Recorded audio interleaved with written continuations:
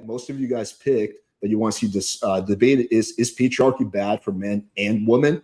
The second topic that we will probably discuss will either be the male depression one or evolutionary psychology. But we're going to go for about 45 minutes to an hour. I'm going to be generally as hands-off as I possibly can.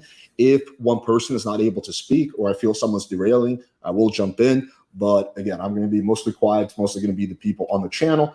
Typically, the way we do this is we do a quick opening statement, nothing super crazy, just 1, 2, 3 minutes per person, and then it becomes open panel, and then you guys can go at it. So once again, the initial topic that we're going to first start off with is patriarchy bad for men and women? And you can have a different opinion. You can be like, hey, it's bad for women, but it's good for men. Or you can just say it's bad for both or whatever. And that's what's going to kick off the discussion.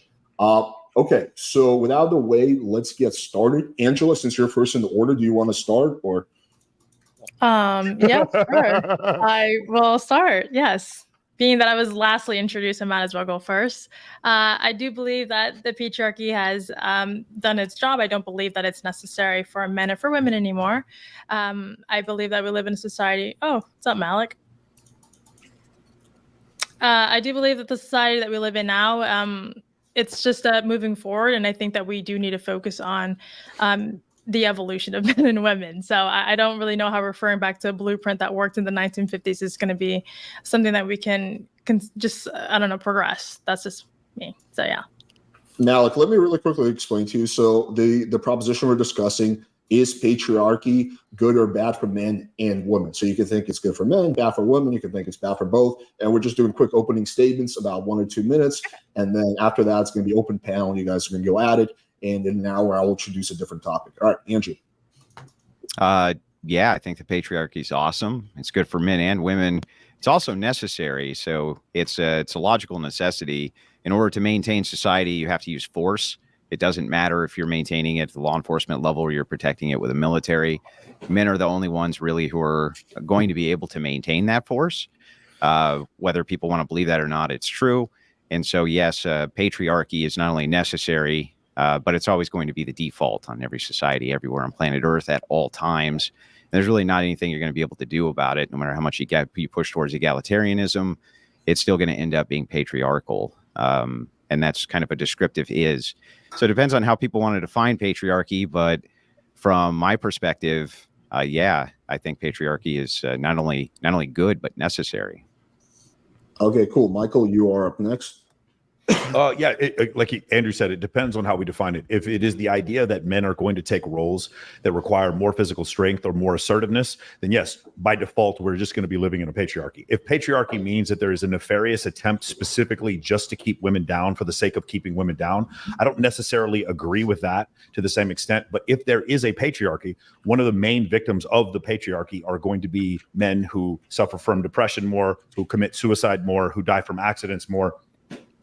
In those type of situations. So I actually think if there is a patriarchy, the victims of the patriarchy or the biggest victims of the patriarchy are low status men, whereas you'll have some women who are at the bottom who can marry their way out of the caste system that they're in, at whatever socioeconomic group they're in. Those men at the bottom rungs cannot. So that would be my argument in that case. Yeah, Michael brought up a good point, is we all need to be kind of agreed in the definition of patriarchy. So just quickly Google this. We're going out of Cambridge. A form of social organization in which fathers or other males, so males, control the family, tribe, or larger social unit, which would involve the government or society organized in this way. So that's kind of the general definition that I think we should work with. So basically, yeah, so that's kind of the gist of it. All right, anyway, I think next is Destiny. Yeah, when you come to like really broad forms of societal organization, I think it's hard to say if it's like good or bad. There's definitely negative aspects to patriarchy. There's definitely positive aspects to patriarchy. I think that where we're at right now socially, I think it's kind of run its course. I don't think there's as many huge benefits to be seen for having like such a strict hierarchy on like men over women, especially as women continue to achieve highly in places like education and now increasingly more in the work environment. So I think we're probably ready for the next form of social organization that isn't strictly built around male hierarchy over female. All right, Malek, you are up. So I think women are worse at doing basically everything that men also can do. I think patriarchy is W's in chat. I think men are meant to be rulers and women are meant to be supporters and nurturers. Oh, no, I'm All right. sexist. Malek. Base Malek. Nice. Yeah, that's going to be an interesting combination, Andrew and Malek. All right, so now we're getting to the open panel part, so you guys can just go at it. I will make sure the debate doesn't devolve or get too sidetracked, but it's going to be just you guys. So kick it off, whoever wants to. Yeah. So go ahead, Andrew. No, you can go ahead. So one of the things that gets really annoying, and I know we have to do this on YouTube because we're trying to get views or whatever, but it's the idea of like, what is a high status man? And then the definition is so incredibly vague. We spend half an hour trying to figure out what that term means. It's the same kind of situation here. Like when I hear people complaining about a patriarchy, what I'm hearing is I am a victim because there is a nefarious attempt by men specifically to keep other people down. And so when I hear that, that is not the same definition as what I saw with that dictionary definition that Alex just read, which is the idea that, yes, men have 17 times as much testosterone genetically, heritably than women do. And so because of that, they're going to have bigger, stronger joints and muscles. They're going to be more aggressive. They're going to be the ones protecting the tribe, building the buildings. They're going to be the ones protecting the tribe from predators. They're going to be the ones out there procuring the resources. And so because of that, we're going to have a patriarchy by default. If the idea is like, for instance, that Barbie movie where the patriarchy is this basically this mechanism by which to keep all women down in every single case, I don't agree with that. And therefore those are two different discussions we're having. Does that make sense? Mm-hmm. Yeah, that's why I think it's important. So the definition I think we should work with is a system where the man is in charge of the family, social institutions, and ultimately the government, where men have control in that. Now, whether it's something that's like through force where women can't get in, I think that doesn't happen in reality right now. So there's no point even getting into that. But it's a system that's basically dominated by men. That's essentially the crux of it.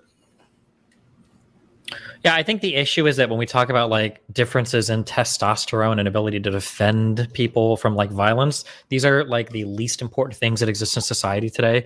Probably things like IQ or your ability to do well in school or work certain types of jobs are becoming increasingly more important. And these are arenas where women are at parity or slightly better or slightly worse depending on what we're talking about. So the idea of building all of our society and our hierarchies around who can kill who with their bare fists probably isn't very relevant or effective in organizing society today. Yeah, but Destiny, you would agree that we have to have an enforcement arm which enforces the laws of the nation, and that men are going to be the default for that enforcement arm. Basically, at all. Well, it times, depends. No, that's not even remotely true. No, it is true. It's not. Okay, but demonstrate how it's not. Can a judge be a woman? Yeah, judges aren't the enforcement arm. The enforcement arm are the people who are going to be out there enforcing the law. Okay, so judges are absolutely part of our enforcement. It's part of our criminal justice system. But you're saying that just the cops themselves might have to be men? Let's back up. Let's back up. What does a judge enforce? So a judge will lay down, their judgment, but they're not enforcing the judgment themselves. Other people are doing that enforcement for them, right? Okay, so if you're saying that at the end of the day, the people that apply physical violence might have to be men, if at the very end of that chain, then we can say that, but I still wouldn't organize an entire society around that. Yeah, but it's going to be a necessity that society is organized around that. Why would it be? Why would we organize all of our society around one of the least important parts of our society? That is about the most important part is the enforcement and defense of your society. I can't think of a more important part of society than the enforcement of its laws and the defense of its people. Can you? I think that is a bare minimum threat. That's like saying the most important part of society is like access to food or water. I mean, while it's technically true, that's not what's separating out like the great societies from the middling ones. Right? Well, I think that solving like enforcing crime is not a very complex problem. Now, solving the conditions for crime is complex, but just the enforcement mechanisms for, I guess, arresting people or holding people in prison is not the most pressing or important part of a country today. Wait a second. The things which give nations the greatest amount of stability, especially as if they're a nation of laws and a nation of law and order, I would say that that's a pivotal, fundamental foundation for your nation to thrive. Like Somalia is not doing so hot, right? Places without law and order aren't doing so let's hot. think of hang on, let me finish, and then I'll kick it back over. Same thing with the military. One of the reasons we're one of the most powerful nations on planet Earth and have such security is because we have such a massive national defense system. And yes, I think enforcement is pivotal to all societies everywhere at all times, regardless of their technology level or not.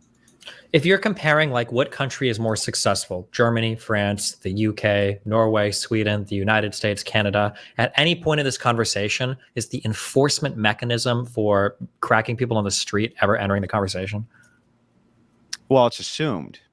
So these are baseline assumptions. So just because we assume that this is already kind of baked into the pie, so therefore we're not talking about it, doesn't mean that it's not one of the most important fundamentals. That's what I mean. It's important, but it's fundamental and largely solved. That's not going to be, just like I said, for food and water. No one's going to say France is better than Germany because less people are starving to death. That's an assumed thing. That like things like distribution of food and water in most first world countries and a lot of third world countries has largely been figured out. So these aren't the things that we ought to be focusing on these days. But I think that they are, because when those enforcement mechanisms begin to break down, like we saw with the BLM riots and things like this, society itself begins to shake apart at its core. So I do think that it is important that we do start to look at these things as these systems begin to break down. I mean, you were kind of on the forefront, for instance, with I don't even know if I can say the name on YouTube, right? But with the whole thing that happened with the 3 guys and the dude with the AR, right? You were on the forefront of that. You say Rittenhouse on YouTube? I don't know if you can or you can't. I don't know what you can say on YouTube. You can say whatever you want on my channel. Okay. So anyway, on the Rittenhouse thing, you were kind of at the forefront of that.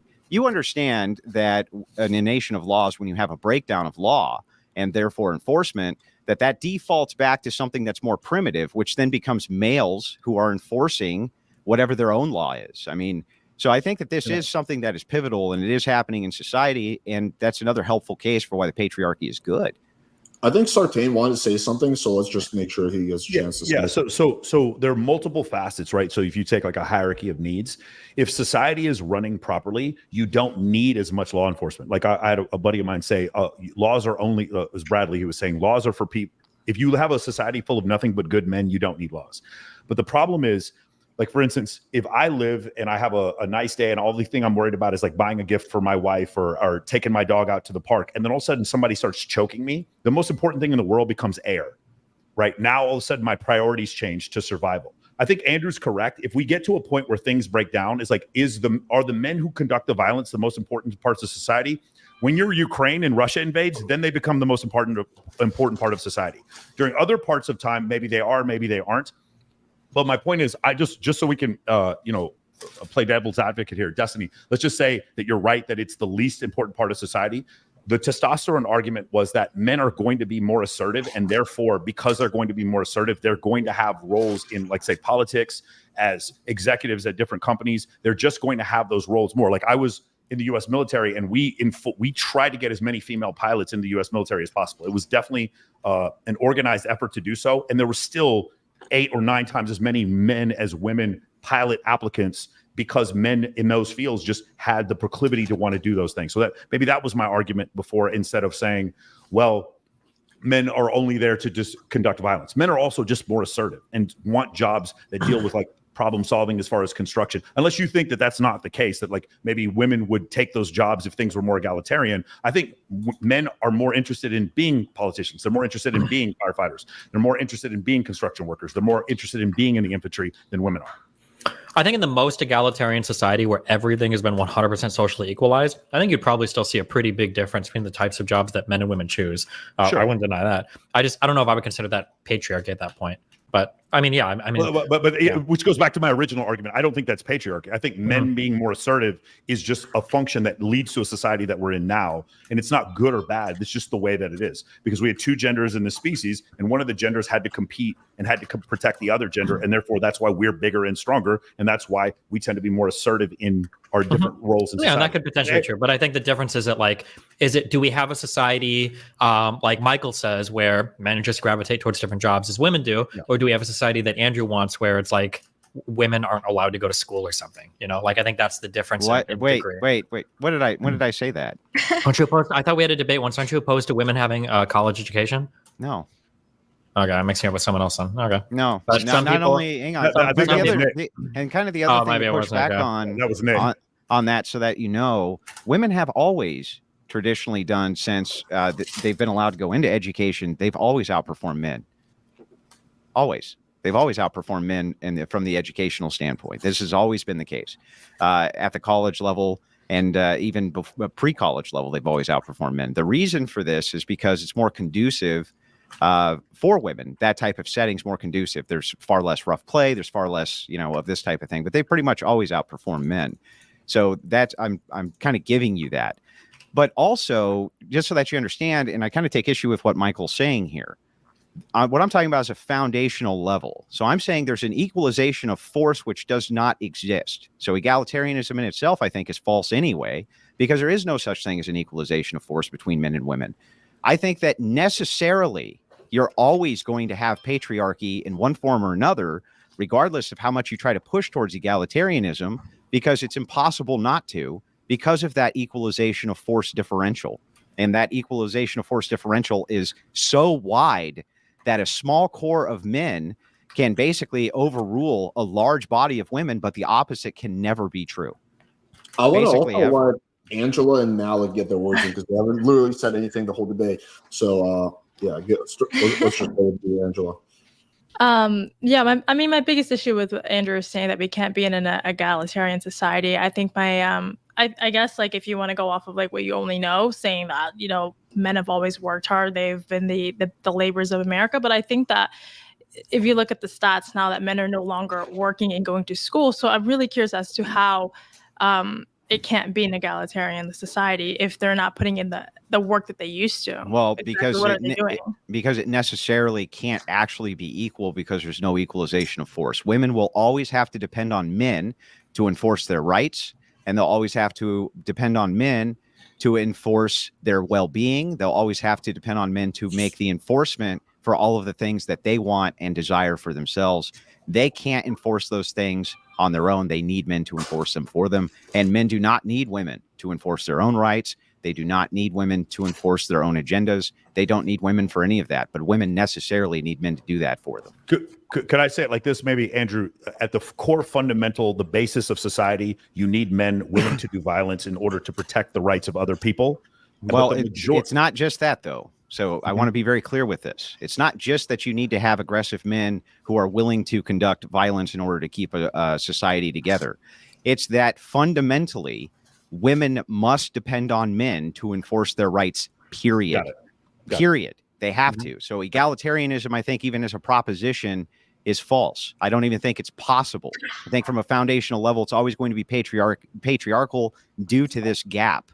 And philosophers have talked about this for, basically 1,000 years. So have biblical theologians. And it's one of the huge gaps when you're talking about egalitarianism. How, for instance, Angela, how do you enforce your own personal rights absent men? Absent men collectively assisting you in doing that? How would you do that? Well, I guess, like, in what state are we living in that we constantly need men to enforce? Anywhere you want. Any imaginary place that you even can think of. I'm living in America with this great citizenship that I have. I don't have to constantly live in fear that someone needs to enforce my rights. I'm living happily fine. So I'm just curious. So we continuously go back to that, and we say that men need to be there to protect us from what? Other men? Like, yes. So is the issue is like other men beating on other men? So this goes back to like a men's issue. Yes. So men give women rights and men give other men rights. That's correct. So because they're the enforcement arm, they are going to be the people who deliver rights to women or take rights away from women, or deliver rights to men or take rights away from men. So men are always going to be the dominants in force. And so therefore they're always going to be the decider of who gets the rights. So can you think of an alternative in this current, I'm sorry. So why are men failing in this current society? Then if they're not failing, they're so failing. How are they failing? Yeah, but you just said you were safe, Angela. So I don't know that they're failing, right? I don't know if that's. It's just right now, we like the way that society works. We have a whole it's men don't do anything. It's the massive institutions that we've created around our countries that ensure rights. You don't get rights from men. You get rights from the protections that the institutions of government have guaranteed you, right? There are men in all sorts of different countries, but the rights that women have afforded to them dramatically vary from country to country, regardless of what man is going to protect them. You might have the strongest male defender ever in Afghanistan, but it doesn't mean you're going to college if you're a woman there. And also, just when you compare country to country and you're looking for like, what are the most successful countries? It's not the ones with the most alpha men or the most manly men protecting the rights. It's generally you're looking for things like, do women have access to birth control, and are they participating in the economy? So I don't know. It's just like, it's a very crude argument. Well, there's a bunch of things that are kind of smuggled in there, right? Okay. So the first thing is kind of smuggled in is you talk about institutions being the protectors of rights. Institutions are just a coalition of people, individuals. They're going to rely on the enforcement arm also of men. You say it's not masculine men who are defending these rights. However, it is masculine men who are in the military, in law enforcement, things like this, who are the enforcement arm of these rights, who these government institutions rely heavily on in order to enforce what their will is. So does that mean, I'm just come curious down on to that. enforcement. Do you think then that the countries where women have the most rights are the countries with the most masculine, strong men? So they're not mutually exclusive or I non-exclusive. didn't say they're mutually exclusive. I'm asking because you make it sound like it's just strong men that grant rights. So does that mean that if I were to look at all the women's rights in the world, are there's a problem there? There's a smuggle in again where you say strong masculine men are the only ones doing them. Just saying men is the default are the ones who are doing this. Wait, but why do you say men are the default? Like we can run that back a little bit more reductively. Shouldn't it be 6 feet or taller men? Like don't all men that are 5'8" and lower get their rights from men that are 6 feet and taller? No. Why not? Because they don't have a non-equalization on force. A 5'8" person can defend themselves against a 6 foot person. In general, do you think that's true? I think that there are some advantages, but if you're going to do that, then on average, no, not some advantages. I'm saying on average, if we look at combat sports with no weight classes, you think 5'8" men are defending themselves? Well, hang on. So if we're going to use averages, then let's use averages and say that we have an average for a reason because most men are inside of that average, right? So if that's true, then most of the men who would be falling in these jobs are going to be within that average, Destiny. Sure, so but I'm just asking if we run this all the way back. So any man that's below the average height, any man that's 5'9" or lower, their rights are also being defended by men that are 6'2" and taller. Well, no, that wouldn't be a direct correlate for equalization because men who are 6 foot, there's far fewer of them than men who are in the average aggregate. So therefore, the force equalization is different. However, if you're looking at the force differential from men to women, the average is so lopsided that even weak men can generally defend themselves fairly well against strong women. If you want to do force equalization there, then shouldn't we be looking at people that prefer a heavily patriarchal society versus people that prefer a more egalitarian one? And the force equalization for women on the egalitarian one would be probably that most men would side with that over the ones that want the heavily patriarchal one?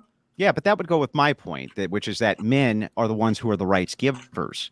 But men aren't just the rights givers there because a coalition of 5'9" and shorter men with women are probably going to defend rights more than a coalition of 6 foot plus alpha men. But the distinction there is that you said it yourself. It would be a coalition of men and women, but it'll never be women. So it'll never be 5'8" and lower men, I don't think, right? No, it will always be. The default will always go to men. Men can always enforce their rights collectively. So you just want to arbitrarily cut it off at just men, but not go into any of the delineations. I just went into every delineation with you. Which one would you like to go into? I mean, I already said it. I think that you could argue that like taller men are the ones that run society and shorter men only exist in society essentially at the behest of larger men, basically. Yeah, but we just covered this. That's true. You could say that, but if you're looking at an average, then you're saying that the men who are outside of the average are fewer in number than the men who are in the average. So they're outnumbered. So I don't know what your point is. I mean, it could be the slightly taller men could probably take on 1.5 shorter men. I'm sure we could find some average where 30% of men in society can run the other 70%. It's just like nobody looks at. Yeah, I think it's still men. Sure. Yeah, it is men, but now I'm going into height. But you want to go back on just the man, the fact that it's like the man thing. But again, and to go very broad, because now, I mean, I feel like we kind of see how ridiculous the argument is, and just like saying just men. I haven't heard you refute it. Broadly speaking, right, it's hard to refute because it's almost unfalsifiable because you're talking about half the population of the planet, right? Like, how am I supposed to refute that men are important in guarding rights? There are no countries that exist without men. But when I try to think of like, well, what's the refutation of this? Here would be an interesting thing. Do the countries with the strongest men have the most rights? Not really, no. In fact, just the opposite. I remember hearing so many jokes about how because Russia is so masculine and manly that all the trans Ukrainian soldiers were going to be getting murdered by the brave Russian soldiers. And here we've got drone operators, tossing grenades on Russian troops blowing themselves, right? So it doesn't seem to be the case that like just strong men are the predictor of rights in any country. Hang on, wait a second. Go for it. So men can take your rights away in those other countries too? No, not just men. Those countries can take your rights away. You need a whole institution. Using the enforcement arm of who? Which sex do you think's the enforcement arm? Countries are powered by men and women. When the Soviet Union beat Nazi Germany, when the Soviet, it's not just about the enforcement arm. Who's giving them the arms to enforce? Usually other men. Who manufactures the guns? Who manufactures? The men. Okay. Do you think that there's female gun makers all over the world or what? Yeah, who do you think was working production in World War II when all of our men were going overseas? They weren't designing the guns. They were literally on an assembly line putting a fucking screw in a fucking piece of metal. They weren't designing weapons. What That's world do you great. live And in? at the end of the day, both jobs matter. You could be the best engineer in the world. If you don't have somebody building your shit, it doesn't fucking matter. Yeah, right? that's nice. Women can be a labor force if men allow them to. That's fantastic. And what I'm saying, you can say if men allow them to, however you want to say it or whatever, but the reality is at the end of the day, it's not just men, right? You need both halves of society working together to actually fucking accomplish anything. There is no society or country. You're smuggling in just men again. You're smuggling in just men. What I'm saying to you specifically is that men are the enforcement arm, and nobody's building shit if men say no. That's what I'm saying. Women aren't going to be able to go to men and say, no, you know what? We're going to do it anyway if men don't want them to, Destiny. That's the distinction. Well, I disagree with what you're saying because I understand what you're saying. It sounds great on paper, but if we again look at the stats right now, the suicide rates are up. Men are dying. Men aren't going to school. They've dropped out of school during COVID. Yeah, but hold on, Angela. The point of the patriarchy wasn't to just do the point of the what do you say? The patriarchy. It wasn't that all men do better. Because I've heard this argument before. Yes, men are going to commit suicide more because there's men at the bottom of society that are not benefiting from this patriarchy. Right? Does that make sense? So I've heard the argument before, but like the idea that men are suffering isn't really the reason why the patriarchy isn't working. It's like the point he's trying to make is Andrew's guys, tell me if I'm wrong here. Andrew's trying to say that the foundation of society, there are men who have to enforce and to take certain jobs that have to do with military, law enforcement, etc. And what Destiny is saying is that while that is a part of society and probably a more important part of society in the past, today it's a less important society because we have technology, because we have, someone who's a computer programmer, doesn't matter if they're a man or a woman, people can be successful entrepreneurs and be men or women. And I totally understand both parts of those. But my issue, the initial thing that I was saying before was that because men generally are more aggressive, they're going to fill more parts of that society, being entrepreneurs, being CEOs of companies, being in the U.S. military, being bodyguards, and stuff like that. So, yeah. I think that. Go ahead, Angela. Sorry.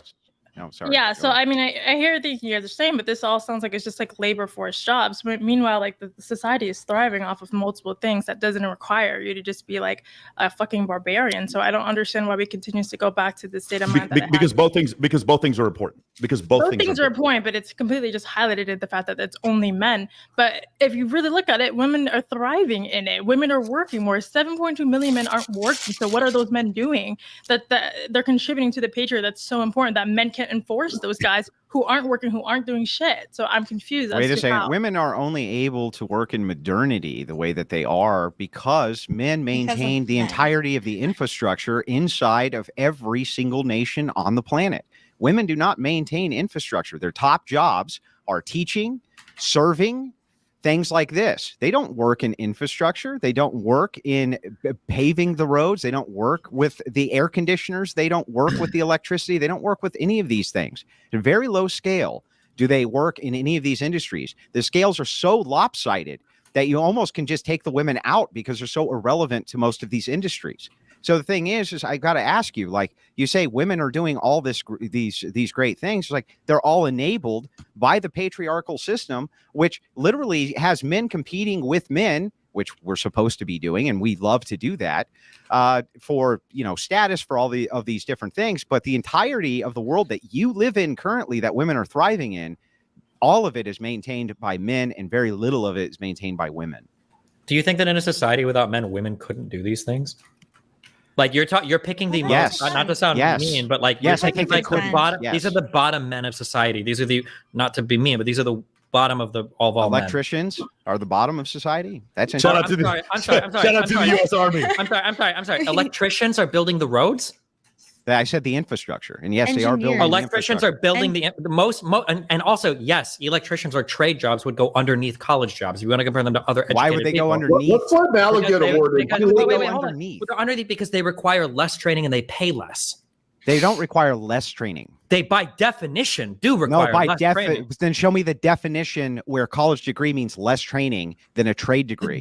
Because typically trades are something that you can train into in a shorter period of time than a more specialized college degree level job. No, in fact, to go from a journeyman to a master takes many, many, many years of training, Destiny. You're comparing a master. We're not talking about a 4-year degree grad holder as being a master. Who do you think makes more money, a master software engineer or a master electrician or carpenter? Well, it depends on what the electrician is doing. Oh If my they're a God. master electrician, for instance, and they're working inside of a nuclear silo, I think that they're probably making a lot of fucking money. Okay, if they're a master software engineer, their name is Mark Zuckerberg.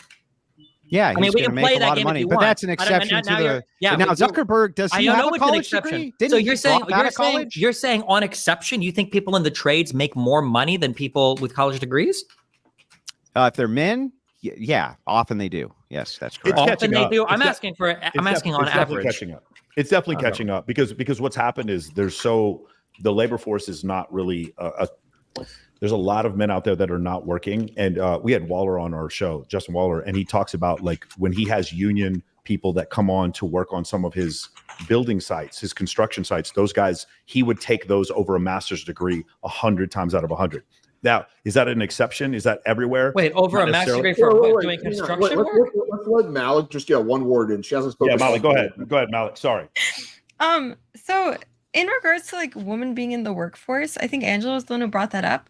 Women literally would not be able to get to work, would not be able to work, would not be able to do anything if men didn't exist. Men built the roads that they drive on, men built the cars that they drive, men built the buildings that they work in. Most of the time their boss or their CEO is a man. Because men just do things better. And that's not even being sexist. That's just facts. Like if men didn't exist, women literally wouldn't even be able to work. So to even bring up the point like, oh, a lot of the workforce is women, that's irrelevant because every woman working could be replaced by a man. And yes, you could say the other around, but you're not going to see women paving the roads. You're not going to see women being civil engineers. You're not going to see women like doing it. I mean, they could, but they don't. They choose jobs that don't require degrees. They choose jobs that they can just be nurturers and supporters. Aren't women Sometimes going they to do. school more than Sometimes men they now? do. What do you mean they choose jobs that don't require degrees?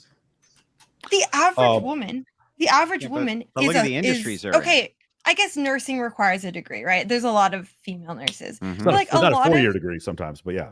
More women Yeah, are but, entering med school now than men. a Like lot I mean, of women it's work in totally customer changing. Like, support, work as secretaries, work as servers, Yep. like versus That's all men who are true. civil engineers, who are architects. Architecture doesn't require degrees, a certificate, but women wouldn't be able to function without men. And I don't know how like men can't function without women. What are these weird Yeah, arguments I of don't- women? I Like, don't- what I don't world know. do you guys live in? it's like both things. I don't know. Well, I when you don't say think when you it's say not, that it's not a though, competition between the two sexes. Like I think when we It's speak not about a this is why- competition, but I think but you make it sound like it because you continue No, to belittle women, it's an and then you say that invalid we're just point. and we're just like subjective to men in everything we do. And I'm just saying, why do we have to frame it in She that does way? bully And as women. if that's the only like this Indian giving because idea it's that true. Because not it's true. It It's is like true. historically, Well- men have given you these things. Sure. But we're speaking in this time, and I'm saying that I don't believe that it's quite necessary. I don't understand how men are falling behind in society, yet still saying that we own the world. Tell we run me the world, and metrics beyond Men that are is you- falling different. behind in It doesn't make society sense. because of this feminist Because other push men to are be beating equal, other men down, telling and them for they men aren't to shit. for men Because to if you're not embrace 6 their feet tall, femininity. Because if you don't, And- if you're not 6 feet tall, if you don't make six figures, you're not shit. You won't get a girl to submit to you. It doesn't No, make that's any the, sense. that's the dumb red pill theory. No, of because these you're saying incel that- below average men Because we're idolizing speaking above about how- average men that they'll never be. That's the non-existent internet like mentality. But you're going on the speaking points that this is what women need to do, to just stay in the kitchen and just stay at home. So what do I women- never said women should stay in So the what kitchen. should I think women women do do? pretty well in the kitchen, but I didn't say they should stay there. I think women should work. I think there's nothing wrong with that. But the fact that like an equal society is even possible, I just think that's crazy. Like you can never have a society where both gender roles are not important in their own individual way. Yeah, but that's different from what you said in the beginning. You're saying that women don't basically contribute to society. Basically, we can just stay at home. Is basically referring it to. No, I said that women would not even be able to be in the workforce if it wasn't for all the work men have done. Yeah, but men wouldn't. That's have a fact. If it wasn't for women, men wouldn't have meals. If women didn't cook it. There's so many things that were complementary. But again, it's a you. the way that you're framing everything is What? a competition between men like, women wouldn't and have women. meals if women didn't cook them. Isn't that why men want wives? Like you guys would just be eating shit food all the time. I don't get it. Men can't cook themselves healthy food. Women can't build roads? No, they can't. They're not even Okay. physically No, they built to do it. They're not physical. What do you think? Those jobs aren't you Listen. actually picking the road up and Destiny. putting it down. Most Yeah, of this Destiny. shit, you have tools and stuff that you use. What are Yeah, you I talking know. about? I know. Have you ever done one of those jobs? I did. I was a fucking Okay. carpenter. We did I'm drywall saying this- insulation. We did Well, water great. damage. Then- We tore a fucking then basement. let me Yeah. I mean, notate- let me notate some differences for you. We have different skeletal structures. Oh my women God! can't deal with the heat. This? Yeah, women can't deal with the heat as well. They heat? physiologically cannot do a lot of these jobs on average. The average construction job doesn't have to be outside in Phoenix in 120-degree weather. Doesn't you're building a fucking road, Destiny? Men take breaks when it's really hot outside. You know that, right? Yeah.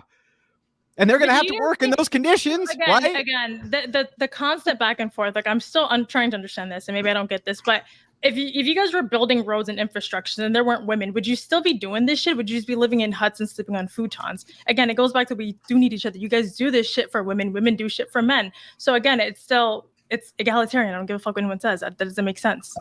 Okay, but Wait, it is egalitarian or it's not egalitarian? In a patriarchy, there's both men and women. The man's role is to be a leader, a guide, or whatever. And the woman's role is to nurture and support the man in a functioning patriarchy, correct? Sure, but what is a man leading this day and age? I don't understand. If we're in an egalitarian society, they're exactly equal. There's no roles. Women do the same shit men do. Yes. So if women do the same exact shit men do, so you have all these labor intensive. And I'm saying this as someone who worked in construction for 4 years, and as someone who's been in the blue collar and white collar fields, men just do it better. Men are faster at doing shit like that. They are physically built for that, versus women do so much better in a nurturing or supporting role in society. So what did you do for construction for 4 years? Yes, women theoretically could.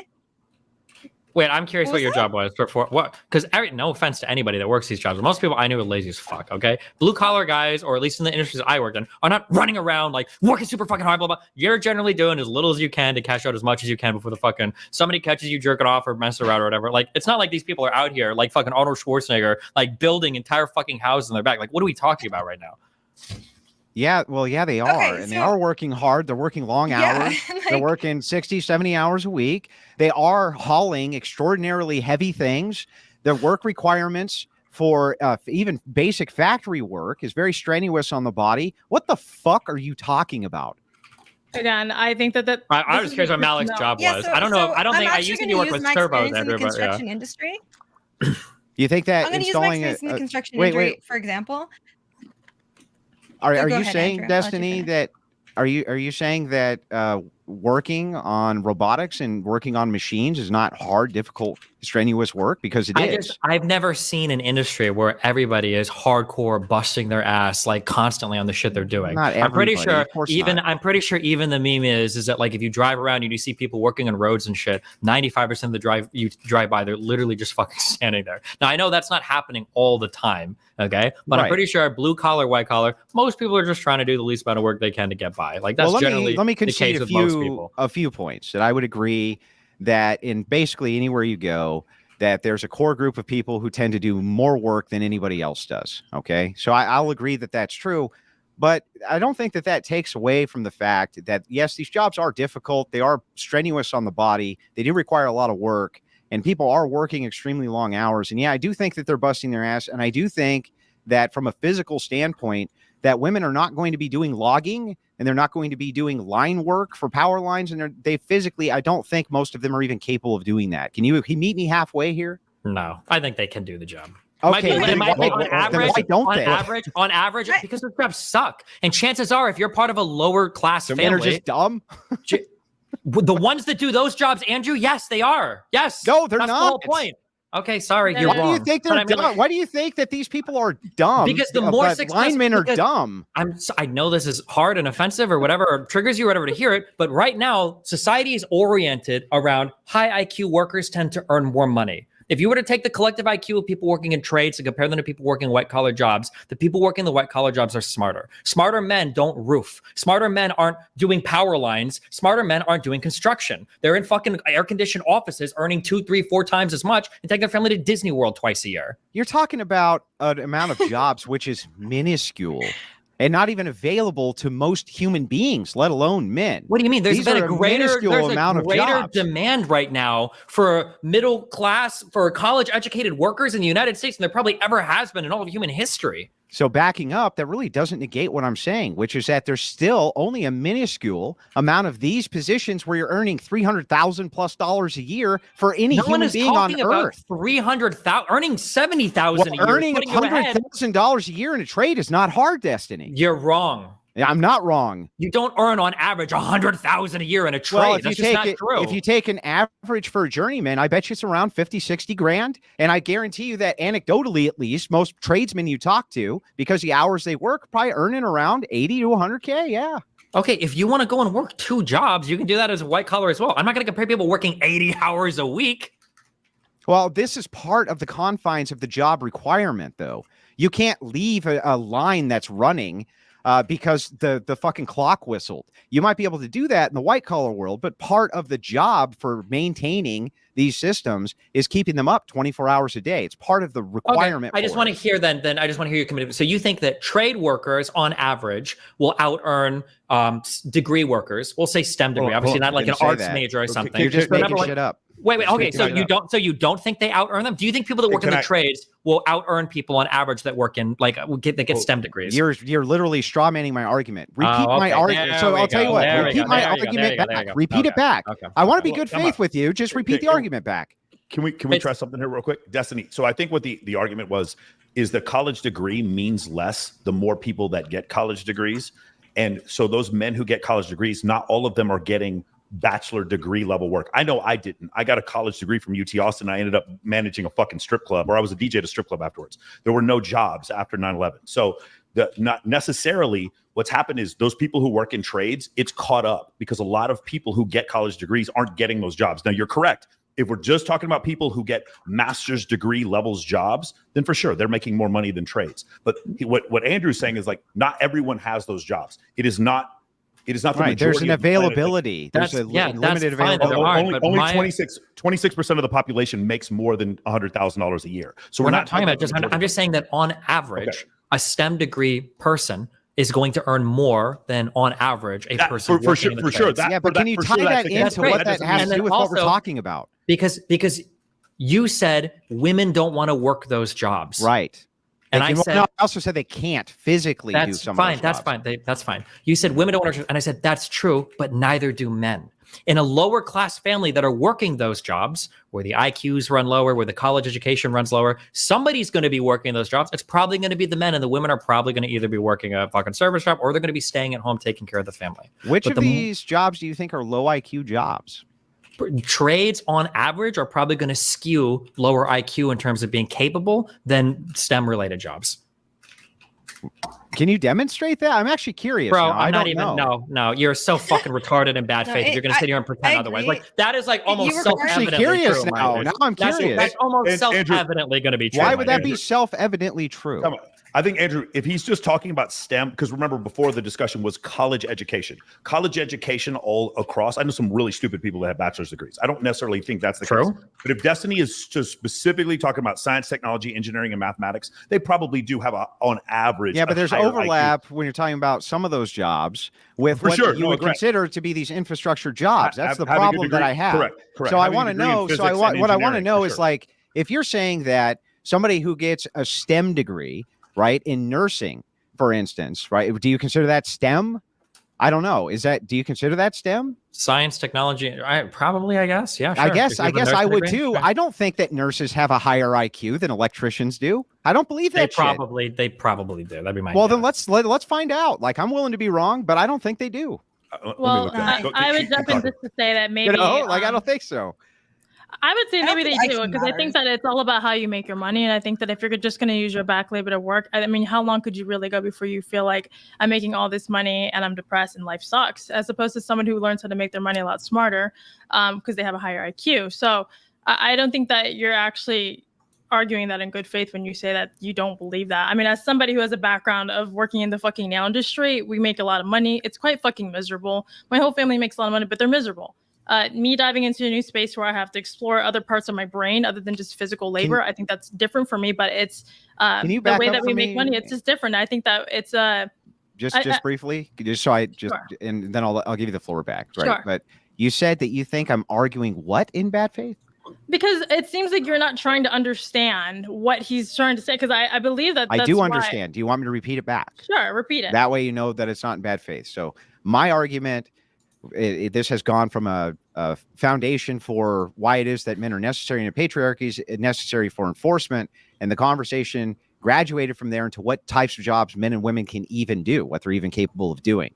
From there, at this point, we're moving into, if you're talking about trades and you're talking about people in STEM fields, Destiny says that the people who are in trades have a lower IQ than people in STEM fields on average. Okay, I think that might be true, but I also think that there might be overlap between these things when you're talking about the maintenance of society in some of these STEM fields. I don't see how what I said was bad faith at all. Well, I think the biggest issue is like not understanding or being, I don't know, having enough common sense or to realize I think too much of anything is bad. I think if we're leaning too much and saying that somebody in STEMs is high IQ and they can just accomplish everything in life and they're happy making money and they're thriving in society. Also, just a real, as an ultra real quick, just because I'm Googling and a lot of people are typing in the chat, it seems like electricians are some of the highest IQ tradesmen and their IQ is around 110. And it looks like nurses are like 116 to 120. So even electricians, which are the highest IQ of the tradesmen, it seems like nurses are higher. Yeah. There you go. There's a chart right there. So that's an IQ distribution by occupation right there. Yeah, definitely. By the way, some of the wealthiest people I know, most successful, work in sales, and some of them are not very high IQ. So we don't need to necessarily put like how much money you make directly in correlation with IQ. But yes, wait. No. We should, though. That's not fair to say, right? That's like saying, I think Andrew brought it up earlier, Zuckerberg dropped out of college. The average college dropout is not earning $50 billion a year. Sure. IQ and income in the United States and across all of the Western world generally correlate. No, not generally. They're highly correlated. They're ultra highly correlated. You brought up Zuckerberg as an example of somebody who was highly educated making money. That's not because he is highly educated. He just didn't do it the conventional way. Most college dropouts are not as smart as Mark Zuckerberg. Just because you failed college because you can't do remedial English doesn't mean that you're highly educated. I'm sorry. Sure, that's fine. I'm just saying that in general, people that are working on the engineering or STEM side of things, even if we look at electricians, who do you think earns more money on average, an electrician or somebody that gets a degree in electrical engineering? Even you aren't even a trade worker. Don't you literally have a degree? No, I don't have a degree. You're not going to get a degree in mechanical engineering? Nope, just by trade. Oh, okay. I just went and apprenticed. Yep. I don't know why we're so focused on IQ. I think that's relevant. We're talking about a patriarchy. Maybe I have the equivalency. If someone's good, I don't know. But hold on. If someone's good at a blue collar job, if they're a professional at what they do, I don't think it fucking matters if they're bad at what someone else does. Like, if an engineer is insanely smart at engineering, that's great. They don't need to be knowledgeable on nursing or knowledgeable on construction or knowledgeable on AC or HVAC or shit like that. I think that argument's like completely. If you're good at what you do, that's all that fucking matters at the end of the day. Like, if I think that's a really good point. I think that's absolutely true. Master that, then you stick to that. Yeah, and that's I think true. Generally, most women are better at doing certain things, and most men are better at doing certain things. So why are women trying to do things that they're genetically not better at, and why are men trying to do women's roles that they're genetic? Yes, they can. Both can do either. But it's like, if you suck at something and you're good at something else, like, why do you choose to go out of your way and work harder? I think that's the entire point. That's in an industry that wasn't meant for you. The entire point is that people should probably just be able to do and sort themselves into the jobs that they work best at. Not that all women should do this or all men should do Y. Yeah, 100%. Oh, okay. Well, then we don't have an argument then, so. I felt like we were kind of Sorry, searching I just for an ended the argument debate. We all agree now. There we go. We all agree. I don't think you guys all agree, but if you guys are done with this segment, move on to the next one, unless anyone has anything they want to add. I think we got off the topic of patriarchy and started doing which I think would be a great discussion to have a correlation of IQ and earning potential. I think or success in general. I think that would be a cool discussion at some other point. Let's redirect back to the patriarchy and see if there's any disagreements left on that still. Yeah, so I still think we got caught up into the weeds. I would still like Angela Knight or Destiny or either on your side to give a refutation of the equalization of power between men and women and how you think we're ever going to move past a patriarchy, knowing that there's never going to be an equalization of force. I literally don't understand that. It's like arguing in society, like which phenotype would be more suited to hunter gathering. It's just not really that relevant in terms of the most successful societies in the world right now. How is it not relevant? It seems to be like it's the core placement that you're never going to be able to get away from. Food and water are core placements, but they're not the big differentiator between the has and the has-nots right now, globally speaking. Okay, so I think that's fair to say, but if I make the descriptive statement, it is true that we need water. It is true that we need food. It is true we build cities where there's water because there's water there. I can agree to all those things, but it also is true that men are the enforcement arm of basically all law and defense globally for everybody everywhere at all times. How is that ever going to move from a patriarchal system? The enforcement arm is not that impressive, and it's not really the big differentiator between, like, there were enforcement arms in societies 10,000 years ago when we first planted our first weed things into the ground. So it's not really the big deal of what we're talking about today. Destiny, do you think that it was more important, that enforcement arm, like say in the 1850s or the 1750s, and it's become less important as technology has advanced? Is that what you're trying to say? Yeah, of course. Yeah.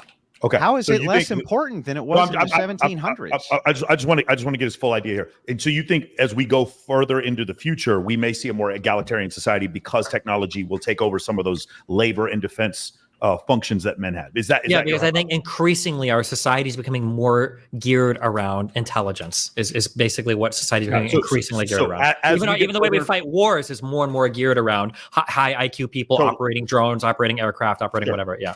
So your argument is, as we get further and further away from a survival scenario, we get more and more the possibility of egalitarianism is possible. My only argument to that is, again, men are still more assertive genetically than women, so I don't necessarily see that being the case. Sure, Andrew, just depends on you don't agree with that. What? I was going to say, it depends on when you say like egalitarian. I don't mean, like I said, even in a perfectly egalitarian society, men and women are probably still going to gravitate towards different jobs. Exactly. That's exactly my point. And Andrew, your point, do you understand what he's saying is, like, it was probably more important to have those men as enforcement arms and becomes progressively less important as the world, like, for instance, but I don't agree that that's true. That's the problem. Okay, go ahead. Yeah, so I don't actually agree that this is true. I think that fundamentally, you still are confined to the rules, right? And the rules are, in the end, not that might makes right, but might does make. Whether you think that it's moral or immoral, it does make. And fundamentally, everything for rights is going to come down to enforcement, and it's always going to come down to men enforcing them, giving them, gifting them, taking them away, this type of thing, regardless of the technology. We've had guns available to women for I don't know how long, okay? Long time, and the shooting industry has gravitated towards trying to train as many of them as possible because it's a huge market that they can pander to, et cetera, et cetera. They're still not very good with them. They're still, to this day, most women still don't know how to fucking use a gun. We're the shit. They really don't. Okay, and this is always going to be the case. Even the mechanism for using the gun, using like Destiny's semi-automatic Glock, right? I bet his wife has trouble cocking the slide. Most people's wives do. Again, this is like hyperbole, Destiny, but I'm just saying all of these things still require some fundamental strength to do. And no, I don't agree that technology is taking away from the fact that the equalization of force is not a possibility. I think so. In Destiny's, like, as we get further and further away from a survival scenario, the possibility of equalization might be there, but it's not possible because men are still more assertive. Would that be a fair characterization? No, I think it's more fundamental than that, but I think that you understand what I'm saying. I just think it's even more, there's more of a grounding there in the presupposition, which is, yes, they're more assertive. And I think that's part of why they're necessary towards the enforcement. But I think ultimately it really comes down to physical strength, bone density, structure, all of these different things. And that becomes the requirement for why there can't really be ever egalitarianism. I mean, you're always dealing with a force which is monumentally more powerful than you are. No, I still disagree with that. I think that it goes back to you just comparing it to the enforce of men with the physical strength. I think that in the society that we do live in and that the society we're moving towards, so it isn't just the physical strength. I think it will be quite egalitarian. I think it will be like a 50-50. I think there is a sense of IQ, whoever you marry, a woman or whoever you're with, there's a complementary factor that isn't just sourced around just like physical strength. So I completely disagree. You're talking about men choosing women because of their IQ? Well, I just feel like if he's saying that it's just a physical strength as far as enforcing laws and rules. No. So let's, Angela, just so we can make it clear. So let's just say assertiveness, aggressiveness, then there's like physical strength, right? These are all different things. You can still be assertive and aggressive and not be very physically strong. You can also be very physically strong and not assertive or aggressive. But my point is, men on average, because they have 17 times as much testosterone as women, on average are going to be more assertive, right? They're going to step into situations. They're going to be more aggressive, and they're going to be physically stronger. Therefore, as we get into like this blank slate society where anyone can have any job, men are still going to prefer having jobs in the infantry as engineers, and take certain jobs as far as politicians, because their and bodies are leaders in equipped general. for it, right? Yeah, because from an evolutionary standpoint, they're equipped for that. That's essentially what we're saying is, even though as we get further and further away from a survival scenario, the possibility of a woman taking more and more of these occupations exists. It still isn't going to happen on average because men are more aggressive and assertive. Sure. I think that men are aggressive and assertive in many ways, evolutionary, sure. But I don't see them doing that if there's no reason to do it. If there's no one to do it for. I hate to say it. I know, Andrew, you disagree with me, but I think they do it now. Men can collectively and do in nations. They just snap their fingers and women's rights are gone. They can't do shit. Yeah, but half of them aren't even going to school or working. So what does that have to do with anything I just said? Meaning, Angela? why would they even join to go to the military and do anything? You're not listening to me. Listen very closely to what I'm saying. Okay. Men in nations right this second as we speak have just said collectively women have no rights and women can't do shit about that. You understand that? Sure. Okay, so that shows you that basically and by the way, anywhere on planet Earth in history that this has ever happened where men collectively say you have no rights, women don't have any, and they can't do anything about it. The opposite is not true for men. Men can collectively say you have no more rights to another group of men, and those men can do something about that. Women can't. Wait, what? Yeah. What are you talking about? Men have oppressed other men throughout all of human history. They have, but other men can collectively do something back. You can go back to Spartacus and the gladiator war with Rome, and you can go to all these different slave rebellions which happen. All of these things which are men being oppressed by other men and those men being able to fight back. There is no such example for women ever. I believe we live in a democracy. I don't really see that happening. I don't see us regressing back in time. So I see an extreme hypothetical, but I don't see how that's realistic. But if men decide we don't have a democracy anymore, we don't. Yeah, and I don't think. But if women decide we don't have a democracy anymore, and men decide we do, we still will. That's the distinction. I don't think you can still have a democracy if half your society doesn't want to participate. What are they going to do about it? They could stop voting. They could stop supporting men in a million different ways. What do you mean? You could still have a democracy where only men were allowed to vote democratically. That would still be a democracy. I guess in Andrew's world it would be okay. No, in every world that would be. All right, so why would that not be a democracy? That makes no sense. Democracy doesn't imply half your population for immutable characteristics aren't voting. Yeah, well, democracy just implies that there's a democratic process. There's all sorts of people right now who can't vote. Children can't vote, Destiny. Are we not a real democracy? I think that most people today, it's a cute example, I guess. Yeah, also dead people can't vote. It's a cute example, but I think that if we had a society where black people or Mexicans or people over a certain height weren't allowed to vote, I think people would question the integrity of that democracy. Well, maybe, but that wouldn't make it not a democracy. Okay, by definition, then, if you were to restrict voting to just people with the last name Kennedy, that would also be a type of democracy. Yes, it would. I agree. Okay, thank you. Most people wouldn't. If you had a nation that was based where all your laws are based on, the democratic rule and only X percentage of the population could vote. Let's say they had to do military service first, like Germany had that policy for a while. If you had to do X amount of military service in order to vote, would you say that that's not a real democracy? I didn't even listen to what you said. I'm sorry, what? I asked if you had to do military service in order to vote, which has been done in nations before, that's not a democracy? We're getting way off. I want to know the answer. I think that in today's society, if we were to restrict voting just to people that were in the military, I think people would question the integrity of our democracy. I think the democratic standards worldwide have evolved significantly since whatever year it was where only military-going people could vote. Yes. So that wouldn't be a real democracy. Okay, wait, hang on. We're getting way off topic. I want to redirect this to the initial topic. I think Michael said he wants to say something, so go ahead, Michael. No, I think again, I feel like I'm playing Reginald Denny here. The thing that Andrew's saying is that yes, before women have suffrage in the United States, it was still a representative democracy here. And Destiny is saying the standards have evolved to where any normal liberal democracy should always allow women to vote. So both things can be true, but what he's saying is that the standards have changed now. And so even though Iraq, before we invaded in 1990 or in 2003, women weren't able to vote, they would still consider themselves a democracy, even though they weren't really a democracy. Why wouldn't they have been a democracy? Because in reality, Saddam Hussein was doctoring all of the votes. And well, in that, okay, so in that instance, yeah, I agree. But let's say that it was legitimate, where it was just the men who were allowed to vote and not the women. You could say it was not be a democracy. I don't. No, I agree with you. So legitimately, let's say the 1700s and the 1800s of the United States, that would be a democracy where women were not able to vote. Yeah, but it was a legitimate democracy. Correct. But what Destiny is saying is now we've evolved as a society. To where that's a standard to where, we don't find that acceptable. And maybe you do find it. I mean, I've heard you say. Let's let Malek get a word in. She's been trying to talk for like a few minutes. Go ahead. Go ahead, Malek. No, I was just going to say, like, not on the whole democracy topic, because I quite frankly think that's dumb to argue, like, what constitutes as a democracy when you can just look up the definition.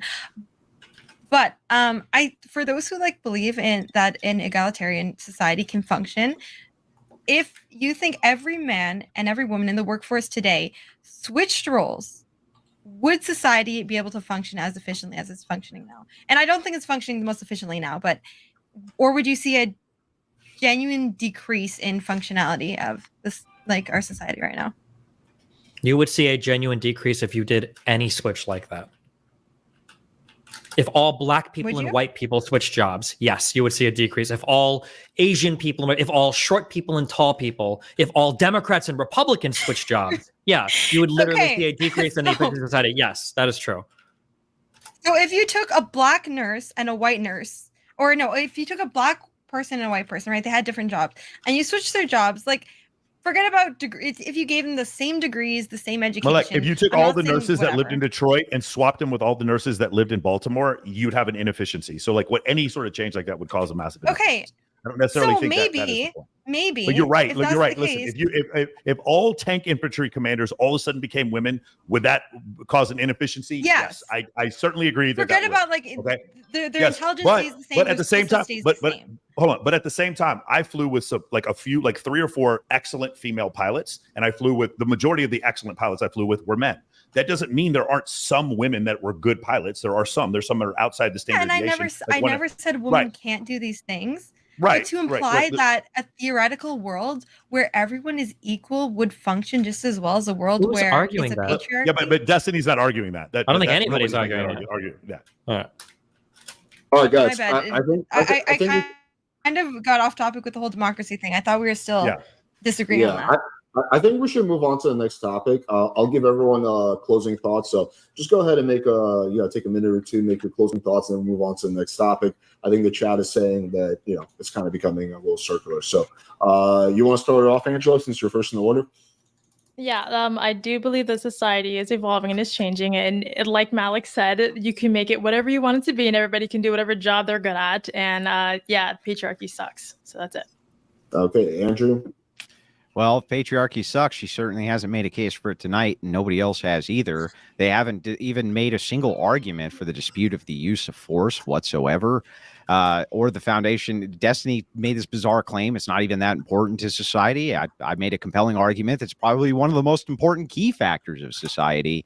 Not only that, Angela's arguments were, well, really, she didn't really have any arguments. It was just mostly women go to school and stuff. And it's well, that's nice that they... Angela, it's closing statements. Sorry. And interrupt yours. But it's sorry. It's oh, hey, women go to school and stuff. And, girls are just rocking it. And it's well, that really doesn't tell very much of the story or the tale here. And the truth is that an egalitarian society is not possible, regardless of if you think that it requires 100% participation for it to be democracy or not. Egalitarianism is not a possibility. It's not ever going to happen. It's a pipe dream. It's a fantasy. And you can't move past the fact that the enforcement mechanism which is required is always going to be male, and it's always going to be predominantly male. So your rights are always going to come from men, whether you like it or not, Angela. So, okay. Michael? My the original point was, as we move further and further away, like if we go back to like say the founding of our country, 1776, I think in that case men are going to have to perform laborious jobs. They're going to have to provide protection and security. In that case, you have a necessity for a patriarchy, and men are also more assertive, aggressive, and physically stronger. As we move further and further away from that agrarian society and further away from a survival scenario, women have the opportunity to step up in different places in the workplace. But even though they have the opportunity, in general, men are still going to have a lot of those jobs because they are genetically more aggressive, they're more assertive, and they're physically stronger. So even though we may live in a place where, like, again, there's this story I've read before, women in Sweden, where things are very, very egalitarian, are still looking for more masculine men. They still, even though they have the ability to go and have as much free sex as they want, they still are looking, more and more of those women are looking to get married because our genetics sort of lead us down this path. And so because of that, I still think men are going to live, we're going to still live in a patriarchy because men are more assertive. Okay, Destiny. Yeah, nobody analyzes society this way. Nobody looks at countries this way. It's like so unbelievably reductionist that it's like the point is bordering on unfalsifiable. I don't know if there's ever been a movement in all of human history where it was only men against only men and women, or only men. Like generally men and women, even when there is a hierarchy, are working together to some extent. And the claim that like men could take all the rights from women and oppress them and women can't, it's like, I can't even, it's not even like I can point to other societies that didn't have women or had only women. It's just such a weird claim, and nobody measures the success of any country. Well, you do measure the success of country by participation of different genders, and generally it's as women participate more, especially economically and reproductively, meaning more reproductive rights, that's generally when those societies begin to thrive more. But yeah, I just think it's a funnily reductive way to analyze society. Okay, and last up, Malek. Malek. True. Malek, your time to shine. Yeah, so I think patriarchy is the only possible way for a society to function efficiently. Yes, theoretically, women can do any job a man is doing, but I don't see why they would want to when men can just do it better. And same with jobs that require nurturing and all that shit. Like, women just do it better. So why should we have a society where we abolish gender roles and have people doing roles that they're not the best at, when we could just have a world where people do things they're good at?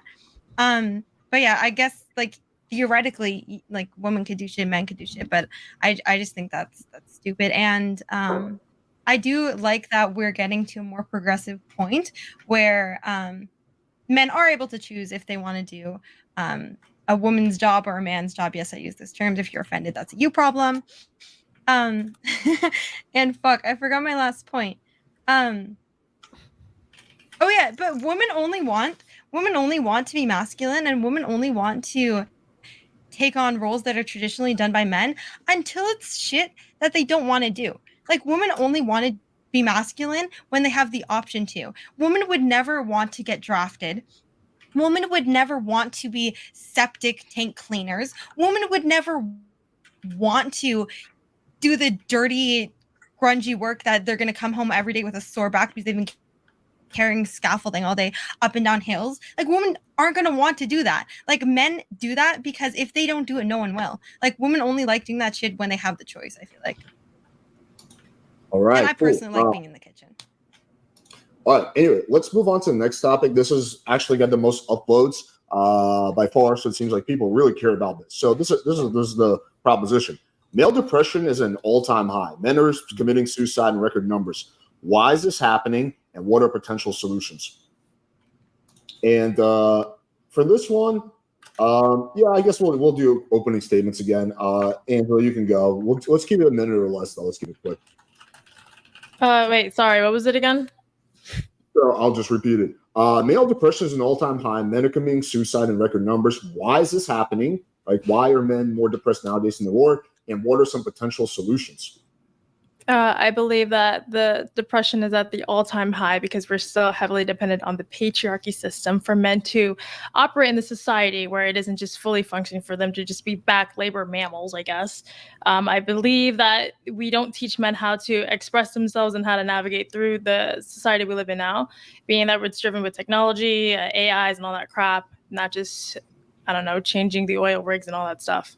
There's no space that men are creating with each other to actually have solutions instead of just pandering to each other. Okay, Andrew. Well, that was the most absurd shit that I ever heard in my life. But other than that being completely absurd and making no sense whatsoever, I think that the reason that you see the male suicide rate so high, and by the way, you have to break this down a little bit better, because there's actually demographics of males where the suicidality is much less than other demographics of males. So I think it has to be broken down this way. But generally, I think it's due to the fact that we've kind of moved more towards a gynocentric society. We've started to move this way. There's been kind of a great con that has been put on men's backs, and that they're starting to recognize. But they've essentially been treated like shit for, I don't know, about 50 years or so. And you can see the kind of suicide numbers reflect this a bit. So as you're kind of looking at this scale and this arc, which has happened, you start to recognize that, divorce is pitted against them. All of these different things are pitted against them. And then you have this really key fundamental factor, which is that nobody gives a shit about men, including other men. Now, we are competitive by nature. We're always going to be competitive by nature. And I would expect to see the suicidality of men be higher than it is for women. I would expect to see that due to that kind of ontological nature which we have. So I think that also another thing which people forget about in this conversation often is that men are just better at it. So when they take the final solution, they make sure it's final because they know how to use guns and things like this. They make sure that it's over. Whereas women, when they make these attempts, they use pills, things that won't damage the face, all of these different types of things. So this is more than just a singular answer. This is more nuanced and it has complexity to it. So I'm happy to get into it. Michael? Yeah, Andrew took part of my point. So men and women on average do attempt suicide at similar rates. Now, when we're talking about 40-year-old men who are divorced, that's a much higher level. But men tend to commit suicide more because they use guns and ropes and balconies, and women tend to use slitting of the wrists and pills. I don't know if we can say all this stuff on YouTube, but that tends to be the reason why. Now, going back to what you said before, I'm going to go back to my original statement before. As we get further and further, if the majority of the human experience, let's just say 300,000 years of the human experience, has been humans in survival scenarios, and things that aided in survival would lead to rewarding, and things that were not aiding in survival would lead to, like, say, depression. As we get further and further away from a survival scenario, and we get our gratification from things that don't cause us to accomplish goals, or don't accomplish us to move our bodies, we just sit there and, like, again, I play a ton of video games, but play video games, watch pornography, things like that. As we get further and further away from a survival scenario, we're not accomplishing goals. And thus, by not accomplishing those goals, we get further and further into depression. We get further and further away from our natural state. And that's why I believe the increase in depression, especially with men, is concerned. And that also men being zeroed out after divorce. Destiny?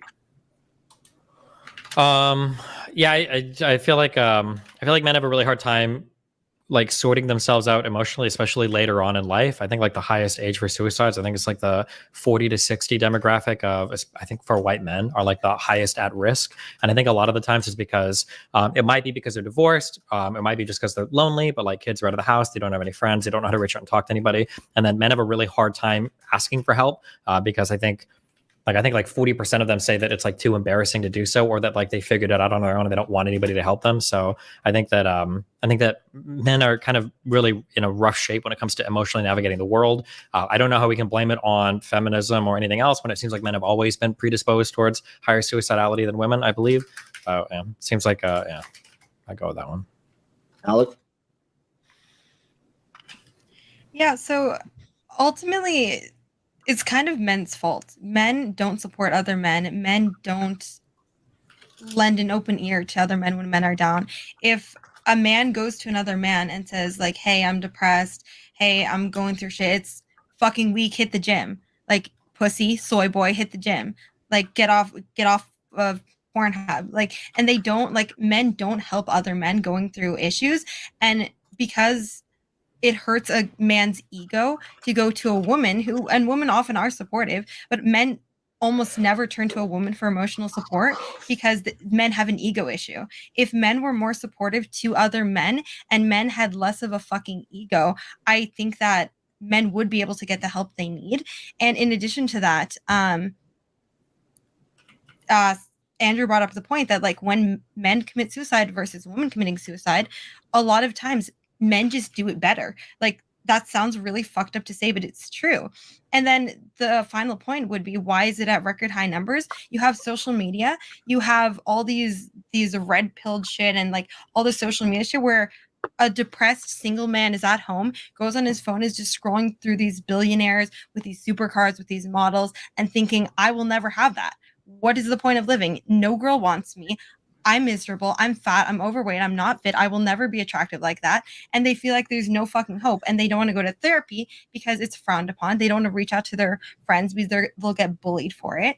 I just think if men were more, I don't know, supportive to other men, I don't think we'd see that much of an issue. And I personally don't know what to do to change that because men have been like this for decades and decades and decades. Open panel, have at it, guys and girls. Yeah, well, I guess that's one thing that women can do. We can emotionally express ourselves so we don't commit suicide first. So I guess we finally figured out what women are good at. So being. Wait, what? Yeah, because we sit here and say that men back. commit suicide and they're... Say it again, Malek? No. This is a question sorry. for you. This was your Oh, sorry, I statement. heard I'll be something. right My sentence. Yeah. So, You don't think that it's because, women tend to like take pills and things like that are less effective than men? no, I think at the end of the day, I think Because women what have men more will to do is they'll express. literally put a weapon in their mouth and pull the trigger. So there's absolutely no chance that there's going to be a failure. And women don't try to do that. So I don't even understand this argument that you're making. Can you flesh it out for me? My argument is that men don't at least speak about their issues. You don't talk about it. So what do? You go straight to action, which is you just want to commit the actual action of suicide. With women, we at least talk about it. We think about our kids. We think about our family. We think about. Then why are they who's attempting it at the same rates and just men are more effective? That's Because the question. it's a That's cry a big for hole help. in your argument. It's a cry for help. It's a cry for help. Is it a cry for help, or is it because if you look at what undertakers and people like this say, women don't want to damage their face? There's a big thing with literally, I don't know why, but they don't actually want to damage their face when they have an open casket funeral, things like this. So they tend to not, and also because they don't usually own guns, they don't tend to utilize guns for suicide. Don't you think that's a better explanation? I don't think that's it. This might sound mean. I wish I could find research to back this up, but like if you're a woman and you take like 8 pills, I don't think you're trying to kill yourself. I think if you want to kill yourself, I think you'll kill yourself. I feel like it's personality disorder. What? Like borderline personality disorder. Like cry for help. Sure. Yeah. I think I don't think that if you try to OD using pills, I don't think you're as committed to it as you could be. That's Yeah. So going back to men not expressing their emotions, they don't talk about it. They don't create spaces for it. Angela, can I ask you a question? So a lot of the times, if you were to say, why is it these men are actually committing suicide, or you were to ask them, a lot of them, it's financially being zeroed out. So that's one of the things where if I'm in that situation and maybe I do want to talk about my feelings, it doesn't make the problem go away. And 86% of the time, primary care is given to the woman after a divorce. And so now I've lost my children and I've lost a lot of money. It's not saying that it's a justification for committing suicide, but a lot of times feelings don't have anything to do with it. And that's the reason why they would commit suicide. It's not necessarily that they're not talking about their feelings enough. Does that make sense? Yeah, that just might be an alternate hypothesis rather than just. Wait. Also, hold on, real quick. Your example kind of defeated itself because you're saying that the reason why women don't commit suicide as much after divorce is because so many people console them. So it seems like it literally is because of their feelings. No.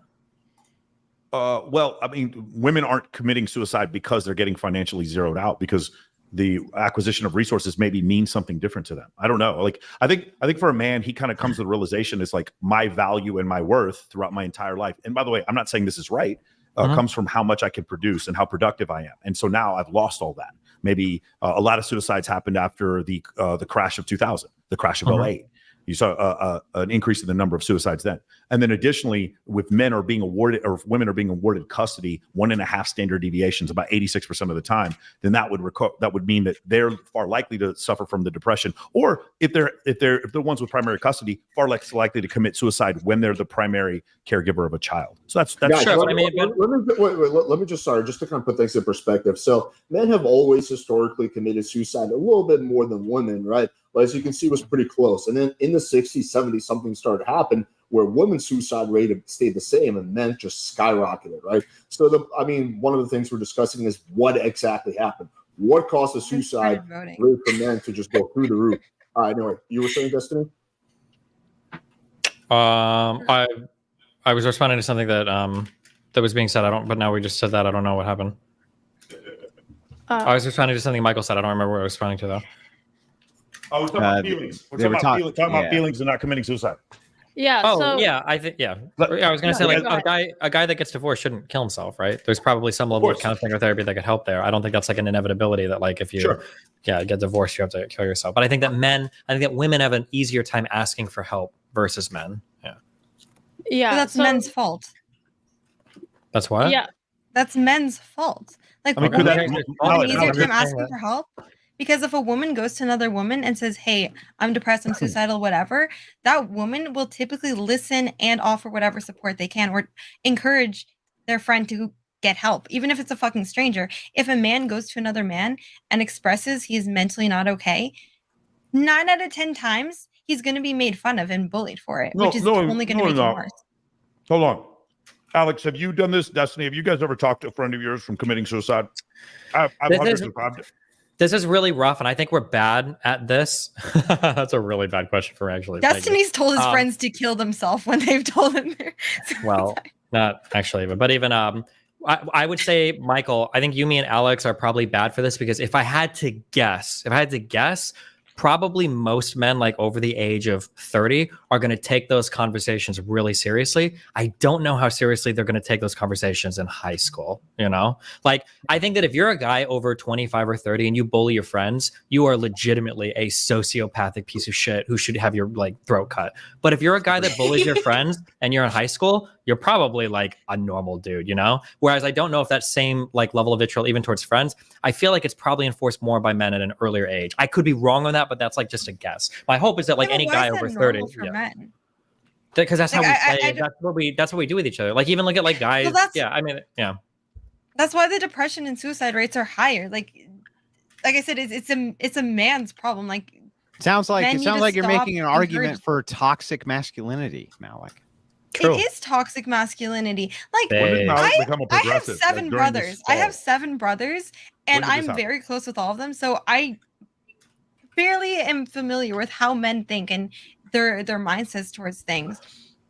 And so many men are just so quick to just attack someone for being either down or lesser than society expects. And it's like I never see men.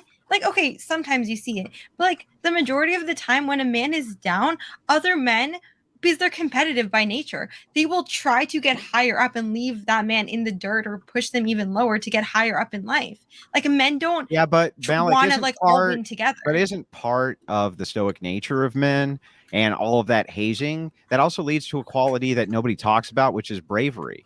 Couldn't it be possible that some of this could be accounted for with the fact that men will actually follow through with this because they're braver than women?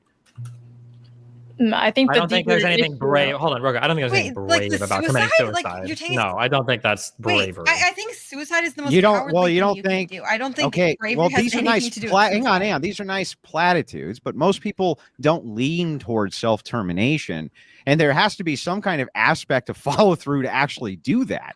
Now, you can make the argument it's mental illness or any number of different things, fine, but could there be an aspect that part of this hazing and part of the kind of stoic nature, which is men, would lead them to do this just because they have the follow through to do so, whereas women don't seem to?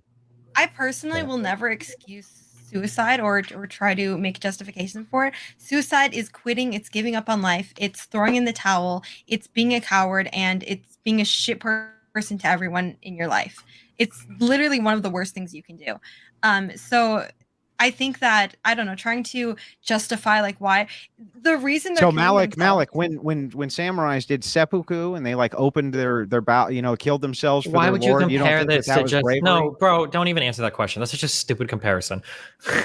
He doesn't want to say hi. Hold on. Why is that a bad comparison? They're killing because ritual suicide killing for the honor of your fucking chiefdom or whatever is different than somebody that's like depressed and hopeless and kill themselves because they have nothing else in life going on for them. So if you're looking at the suicidality in Japan, you're going to chop that up to cultural distinction of them wanting to keep their honor intact.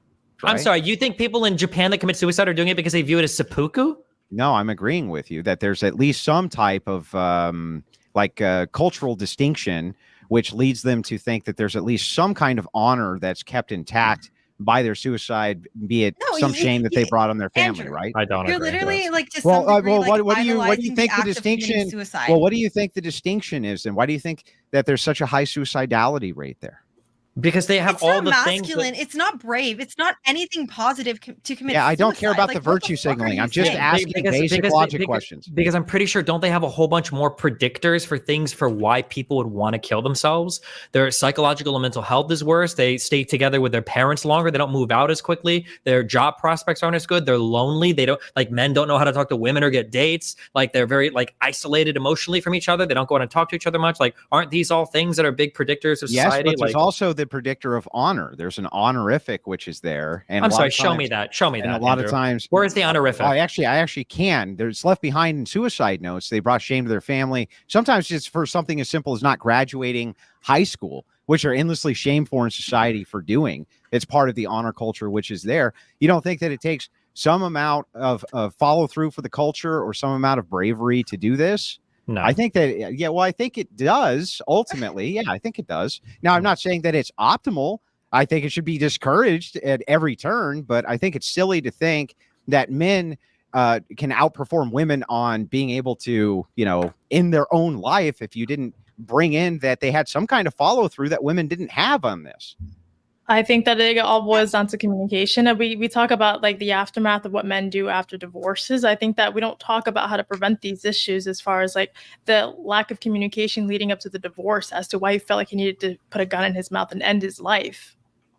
I mean, men don't communicate their emotions. And Michael, you said earlier, so here's the distinction, actually, because Destiny asked. And the distinction is the studies that I'm looking at show that in the West, it's divorce and family court for men, which is the number one kind of cited reason for these deaths, but not in Japan. That's not the case in Japan. Yeah, because they're not even fighting their getting divorce. married. But keep in mind that it could be the same reason, right? So firstly, it's hard to figure out a reason for suicide because a guy that kills himself can't really tell you why he did it, right? They leave notes. Now we can look at like attempted suicide. But however, when you say divorce or marriage court or whatever, are they killing themselves because they got divorced, or are they killing themselves because they're alone and they have nobody to talk to or be with now? Well, I think, so in Japan, when you kill yourself because you can't even get out of the house to find a significant other, or you're lonely your whole life, a guy that hasn't even been married might kill himself for the exact same reason a divorced man kills himself. It's possible, but the thing is like, let's look at these distinguishing factors here. You would agree with me that we have two very distinct societies between Western society and Japanese society. When you're looking at these types of distinctions, if you're looking at the studies showing divorce, family court, and the citations there, and we also have the suicide notes left behind, I think that we can make a distinction here, that there are cultural distinctions for why people do this. And this does seem to allude to the evidence that here, the depression comes maybe from loneliness and things like that, as opposed to shame, where it might come in other demographic areas. That's what I'm saying. Okay, so it doesn't, but the cultural differences don't really matter, because the common denominator in men committing suicide is men feeling depressed, like they have no other option. They feel too embarrassed or whatever to go and get help. And at the end of the day, it just comes down to men needing to feel less ashamed about reaching out and getting help. So you think that this is broadly cross-cultural then, where men just refuse to do this? Maybe it's part of our nature? I think yes. Like it's part of our nature, maybe? No, I think it's like not part of it. I think it's a social conditioning. Like when you tell someone at a young age. social. Then Like, why would it be such cross-culture? Angela, yeah, that's a great question. Like, why? If we look historically, men have not had the ability to communicate their feelings as well as women throughout history. So it's probably not a cultural thing. It's probably a genetic thing. When we talked before about being stoic, right?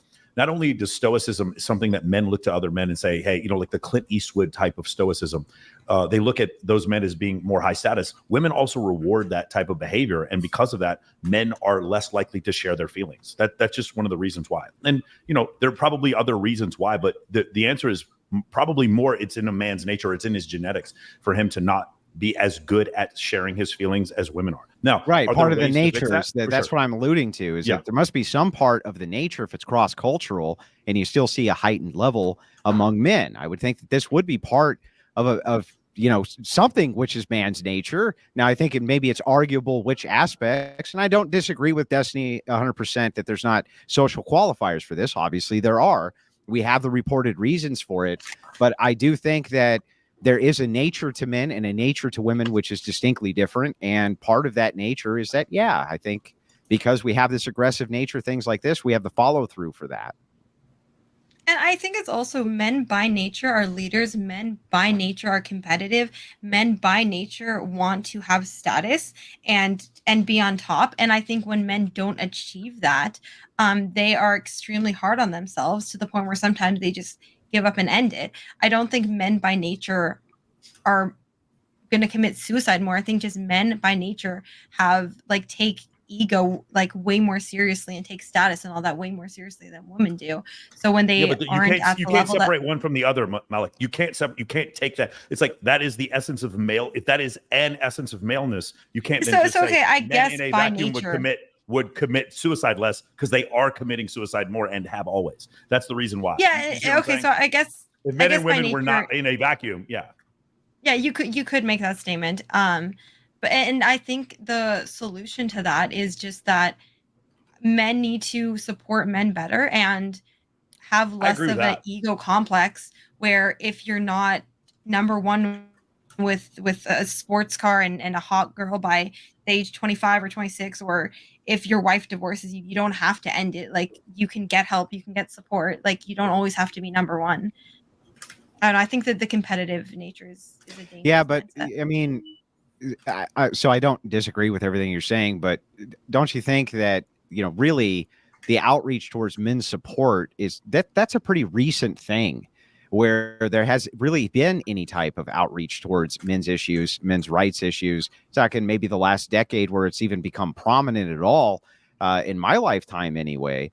So this is kind of a new thing that we're dealing with, isn't it? It's kind of it's hard to reach out for men's issues because as soon as you start talking about it, a lot of the leaders in the men community push back against it, right?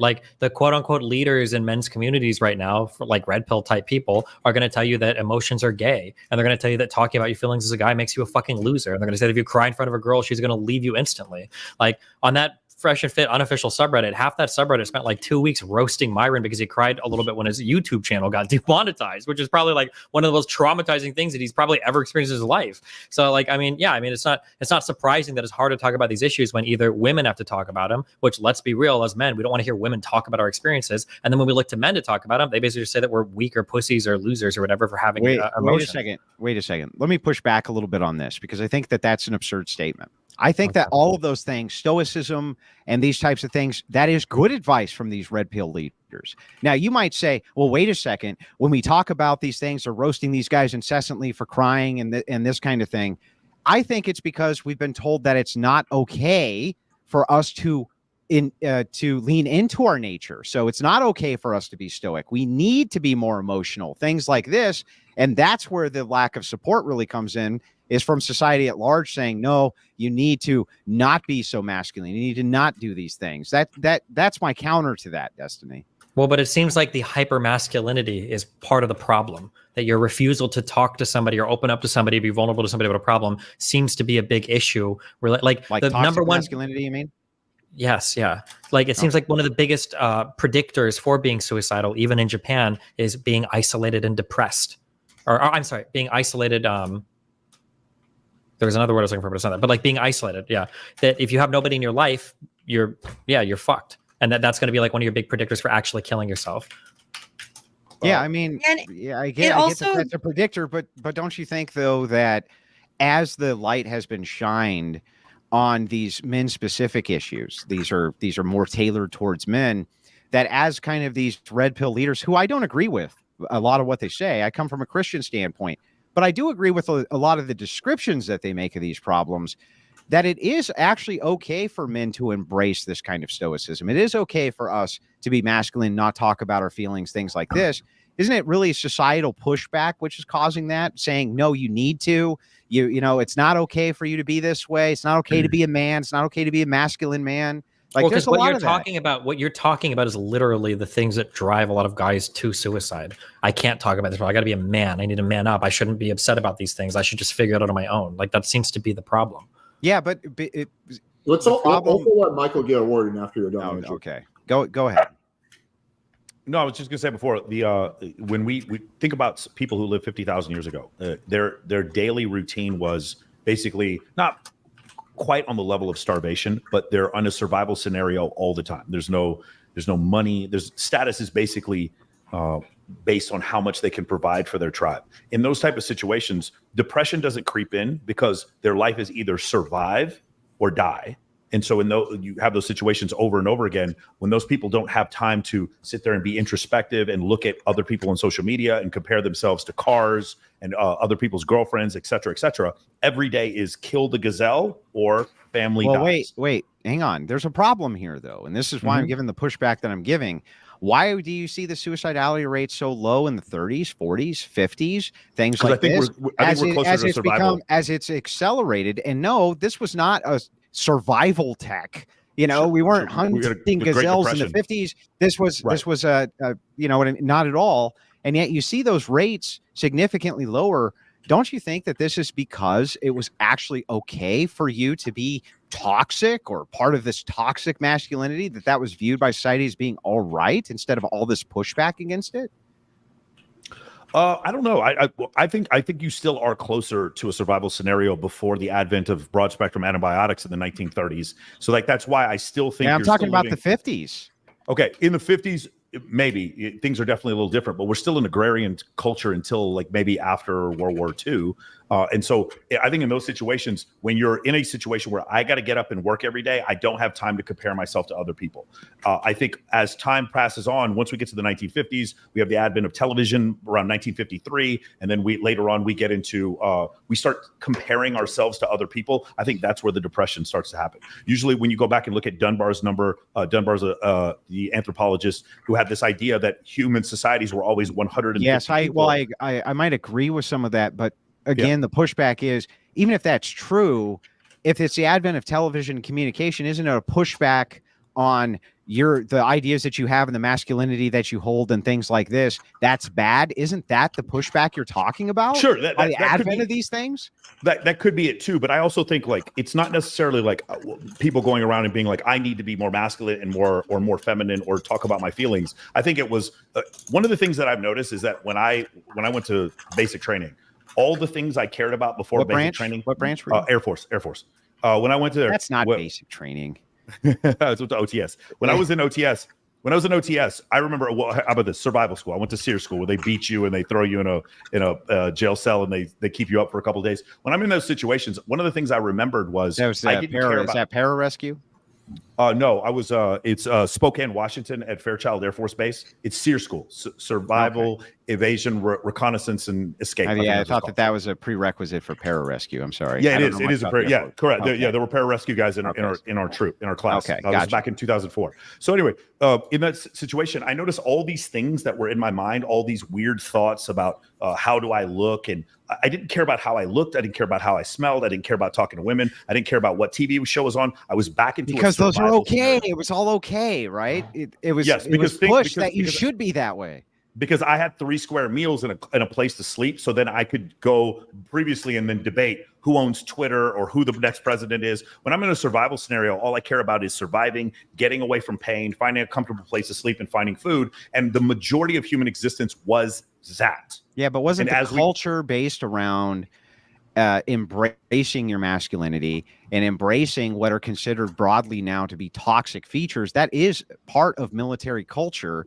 And so, of course, if that's the case, as you see this, wouldn't you agree with me then that a lot of this pushback maybe comes from all of this telecommunication and things like this, pushing back against your nature? What he's saying isn't has nothing to do with it has nothing to do with anything relating to this topic. What he's really saying is on a broad level that if you're in the rat race every day and you wake up, you work, you do your shit or whatever, it feels like really depressive thoughts relating to suicide. These are things that settle in when you've got a whole lot of free time and a whole lot of other people to compare yourself to, and then a whole lot of life to compare your shit to. So for instance, again, a lot of people think that the highest suicidality is among teenagers. It's not. It's old men. It's men that are sitting at home. They might not be working anymore. They've got no family anymore, and they're just alone and bored and want to kill themselves. But that if you've got shit you're doing every single day, it's harder for that to set in. Yeah, well, I get the argument that, hey, if you're not thinking about anything except whatever the pressing needs are, you're not going to be thinking about suicidality. I get that. I understand that. What I'm talking about is even in the 50s, people had plenty of free time. So why was the rate so much lower? I think that there must have been some kind of cultural pushback. I think back then in the 50s, men could not just have free time. Like, society has made everything so They much did have easier free time. now. Like, They had recreation. obviously they had some free time, but nowadays you don't even need to fucking grocery shop for yourself. You can get shit ordered to your house. You don't have to drive. You can Uber, you can Lyft, you can do whatever. Like, society has made it where people can be as lazy as they possibly want to. It does come at a cost, but you had to do a lot more back then. Like, you had to leave the house if you needed to get food. You today can just sit in bed all day and fucking run and order food to your house. And I think the more you are doing absolutely nothing and and then you could have milk the more delivered to your front opportunity your door. brain I just has don't to feel wanna, like this is a off good yourself. argument.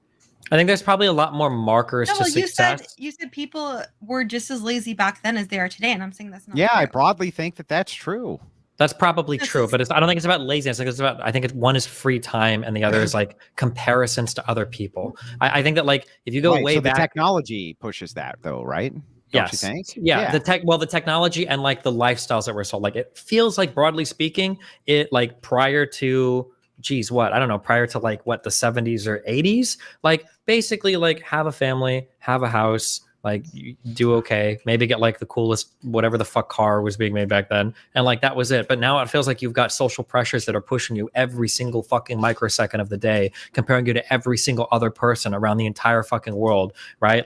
My guess is probably in the 40s and 50s, the average girl wanted to be as cool as the best flapper or whatever the fuck they were called at their local dance school or whatever. Whereas now, every single woman wants to be the Kardashian or the Kylie Jenner, or not even fuck. I don't even know what the fuck the sluts are because I don't follow that shit. But people are comparing themselves.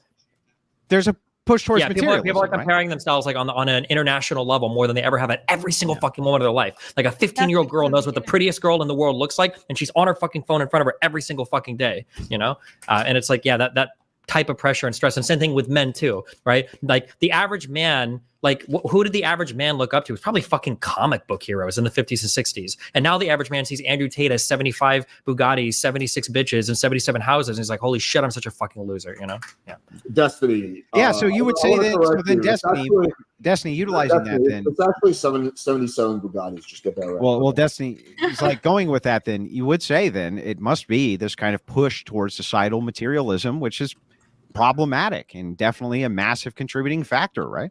Yeah, it is. But that push, kind of like how I said earlier, society is gearing itself towards higher and higher IQ. It's probably gearing itself towards higher and higher EQ as well. You have to be able to resist more emotionally and psychologically, which men aren't equipped well to do, because traditionally men are equipped to work a job, get a woman with your paycheck, have sex, and then just that's kind of all you have to do as a guy. And the society is leveled up to where you need to be able to do way more mentally and emotionally, and men don't have the training for that because our fathers didn't do it, so they can't teach us to do it, and men don't really like to learn those things from women, so you're kind of just fucked. Well, wait a second. So those societies were dealing with global war and all sorts of things we don't have to deal with at all, where people were coming home in body bags. They were definitely dealing with significant trauma and significant emotional problems that we don't even have to deal with now. I'm not so sure that that's the answer, man.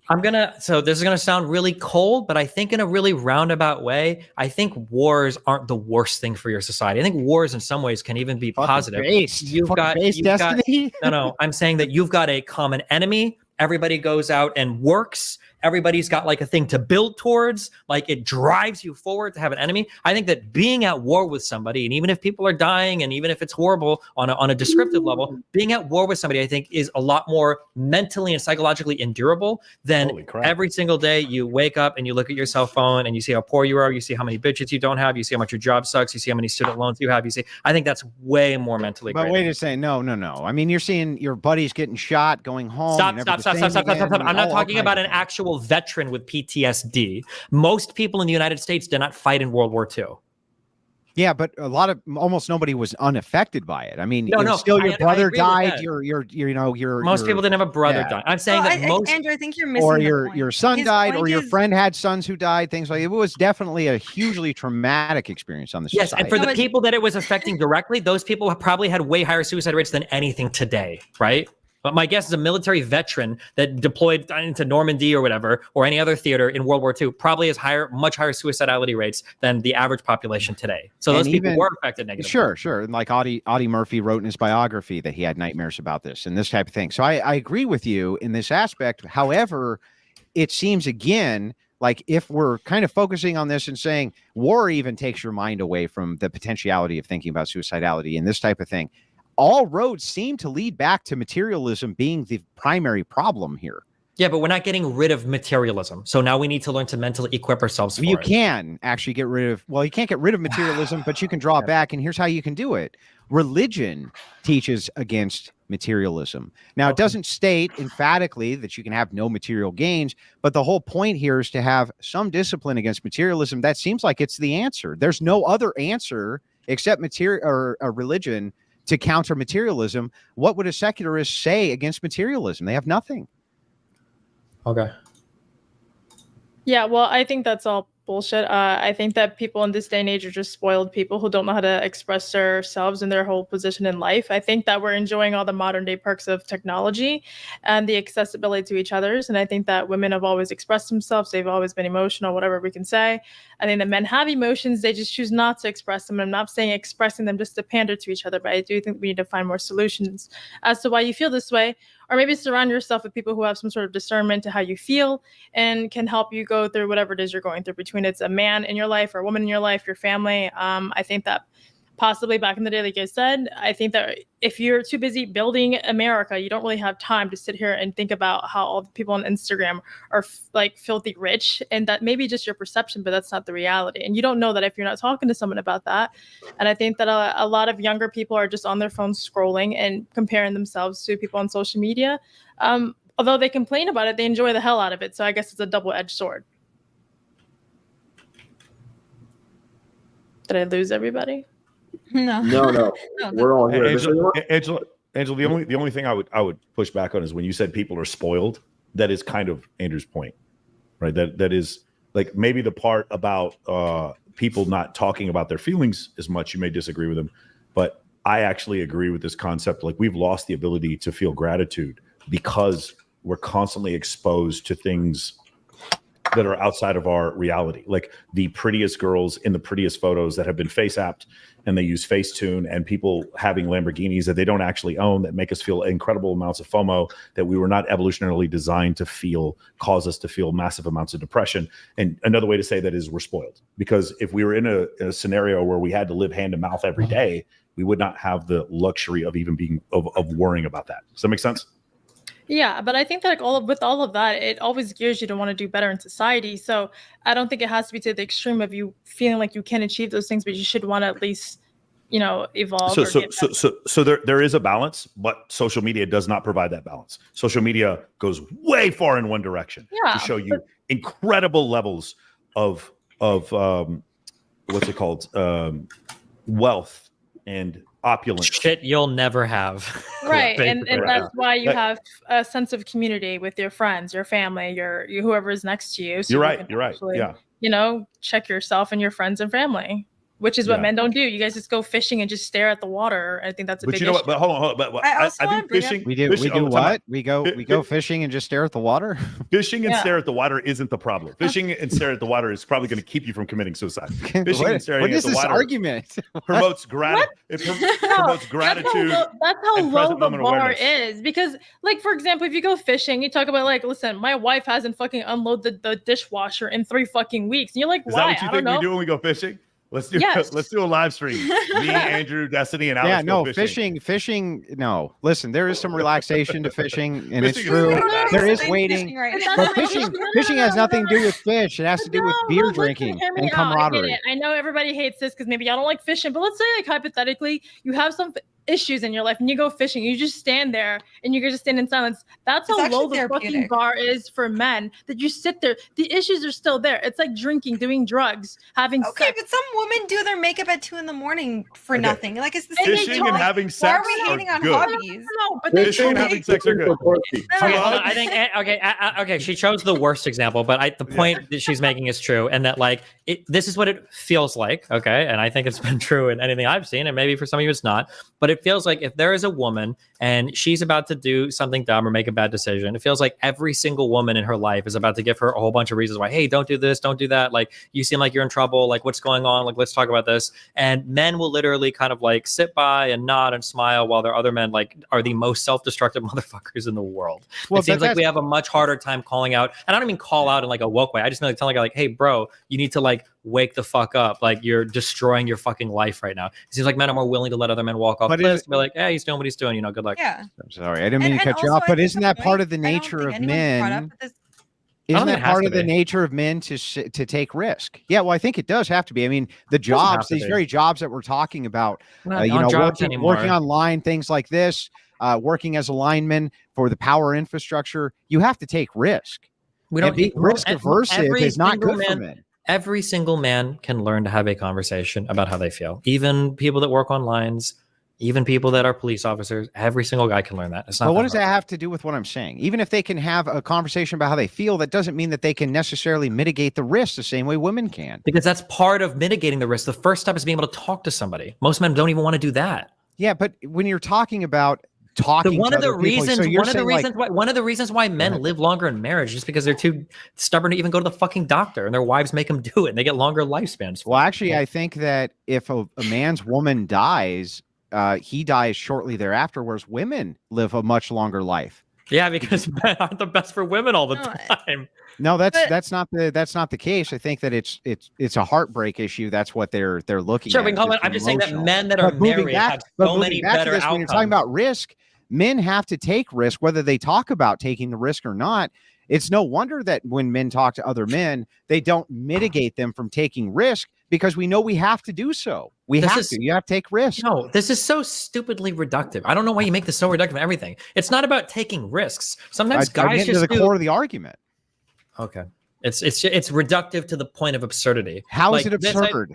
It's absurd because when you see a guy making a bad choice or a stupid choice, you're like, bro, you need to stop, or this behavior is not good. You need to call it out. It's not subjective. If your friend is addicted to fucking crack or something, no guy is like, well, it's intrinsic in a man's life. Those are outliers, bro. Those are outliers. When you're talking about, no, that's exactly what you're talking about. Things like substance abuse. No, hold on. Drug abuse and substance abuse are like one of the big things associated with like fucking suicidality and shit. Yeah, sure. But if your friend comes to you, on the other hand, like with women who say, look, you know, I'm unhappy with my relationship and my job, they might get all kinds of support saying, look, you don't need to really take much risk, stay where the safety zone is. Whereas if men go to their male friends and say, look, I'm thinking about starting a business, okay, and I have X amount of money saved, and that's what I'm going to do. It's highly risky. I'm talking.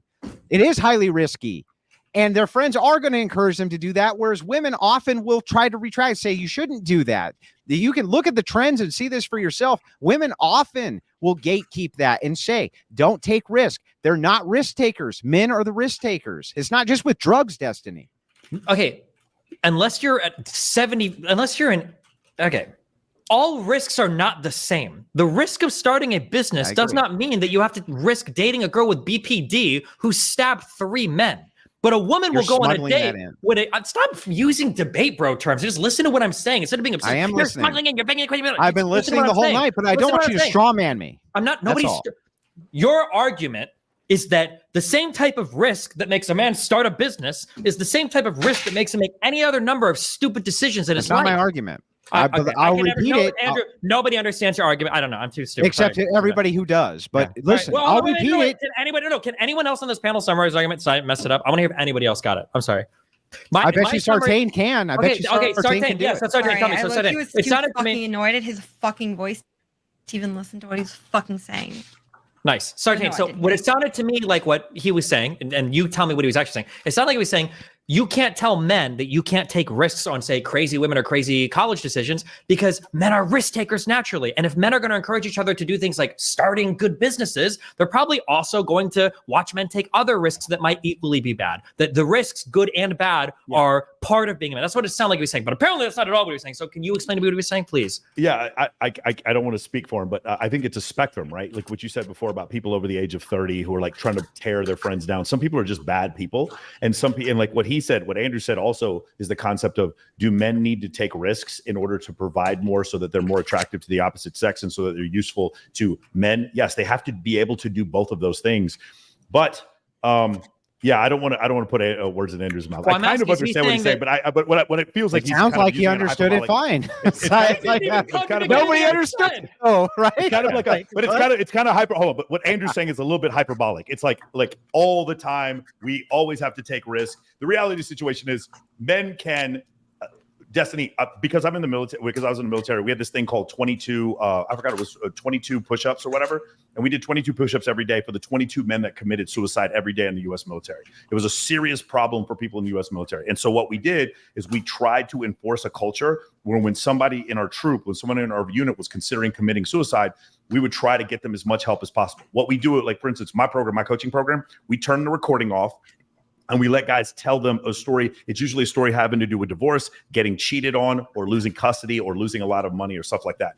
I think both things can be true. Men in their nature can be more stoic, take more risks, and be less encouraging of men spreading their feelings. And at the same time, that's not necessarily a good thing, because I don't want my friends to die. Like I know. Sure, I understand exactly what you're saying. I think that we can take risks. I think that just because a guy tells me that I shouldn't risk smoking crack doesn't mean he's going to destroy my drive to be an entrepreneur, right? Yeah, so because there's different types of risks. Yes, right. Exactly. When women go on dates and they bring a close friend, that close friend, literally the stereotype is she's there to validate the woman's choice of man, to make sure she's not making some dumb decisions. A guy will see another dude go out with a fucking insanely hot chick who's 19 years old and says she wants you to fucking breed her tonight and she's got a double felony, and the guys will be like, bro, I hope you pull out in time. Fucking good luck, man. Like why are you talking about me like this? I'm sitting right here. It's totally the fucking opposite world. Yeah, no, I know. But I was like, you can probably be like a good guy friend and tell a guy to mitigate risk in some areas without saying you've got to be a neutered puppy that's too scared to take any risk whatsoever in life. These two things don't have to be the same. Yeah, but what we're saying is that there's a conflation, which I think happens culturally, where because we are the risk takers and the pushers of risk, that when other men do risky behavior, we're less inclined to push back on it. That's my whole point. Yeah, I think we're arguing like degrees here. Like, I think both things can be true. I think you can have a subset of men that is highly, highly competitive and does not see any weakness whatsoever. And then we can have a normal reactions with, like, again, my father was very stoic. And then near the end of his life, we got much closer because walls had to come down for the betterment of our relationship. Both things can be true. That's all I'm saying. It's like life is a spectrum. You know what I'm saying? The other thing I would say this is when I would deal with like the SEER instructors, when I was going through SEER schools, I was going through airspace and basic course when I was in the military. Upon training, they treated me like shit. They treated me like I was lower than dirt. At the end, they greeted me like I was one of theirs, and we were able to share commonality and camaraderie as service members. And so that's one thing that happens, is that a lot of times men have to earn the respect of other men, and then they can share in some of these commonalities. But it's it's a very complicated subject, and it's not just one or the other. Let's let Malek say something, because I think she had her hand raised for a while. Go ahead. Oh wow, I'm still in this debate. That's cool. You're still in it. Yeah, I honestly, my brain fucking rotted from listening to that. But no, I was going to bring up a point that I don't think anyone's fucking touched on. And it's the fact that in today's society, porn is so fucking normalized, and porn fucking rots people's brains. And especially with like OnlyFans and Fansly and all this shit now, all these men are idolizing these women, spending all their fucking money on these women that they'll never get to be with. They're fucking depressed because they'll never be with a woman like this. They watch porn all day. They jack off all day. They do fucking nothing with their life. And they get themselves into this massive depressive state, and they're not gonna fucking talk to their friends. Oh, I'm addicted to like porn and I jack off all day and I spend hundreds of dollars every single day on all these fucking OnlyFans girls, and it makes them depressed, and then they just ending up offing themselves. Like, Right, I think so porn, porn didn't exist. Porn didn't Most exist guys on decades ago. OF don't off themselves, but yeah, I understand your point. No, Yeah. no, but like Makes it I more think likely. that's like part of the like drastic increase like in depression in men is fucking porn, and like I don't know. Yeah, so I think all of that are coping mechanisms, and we need to go down to the root of it, which is like the core family values. Where are the fathers? Where are the mothers? If we're still practicing this ridiculous tradition of men not speaking to their sons, just like, well, you know, I had to figure out how to swim. You can figure out how to swim. When in reality, they don't have to be in survival mode.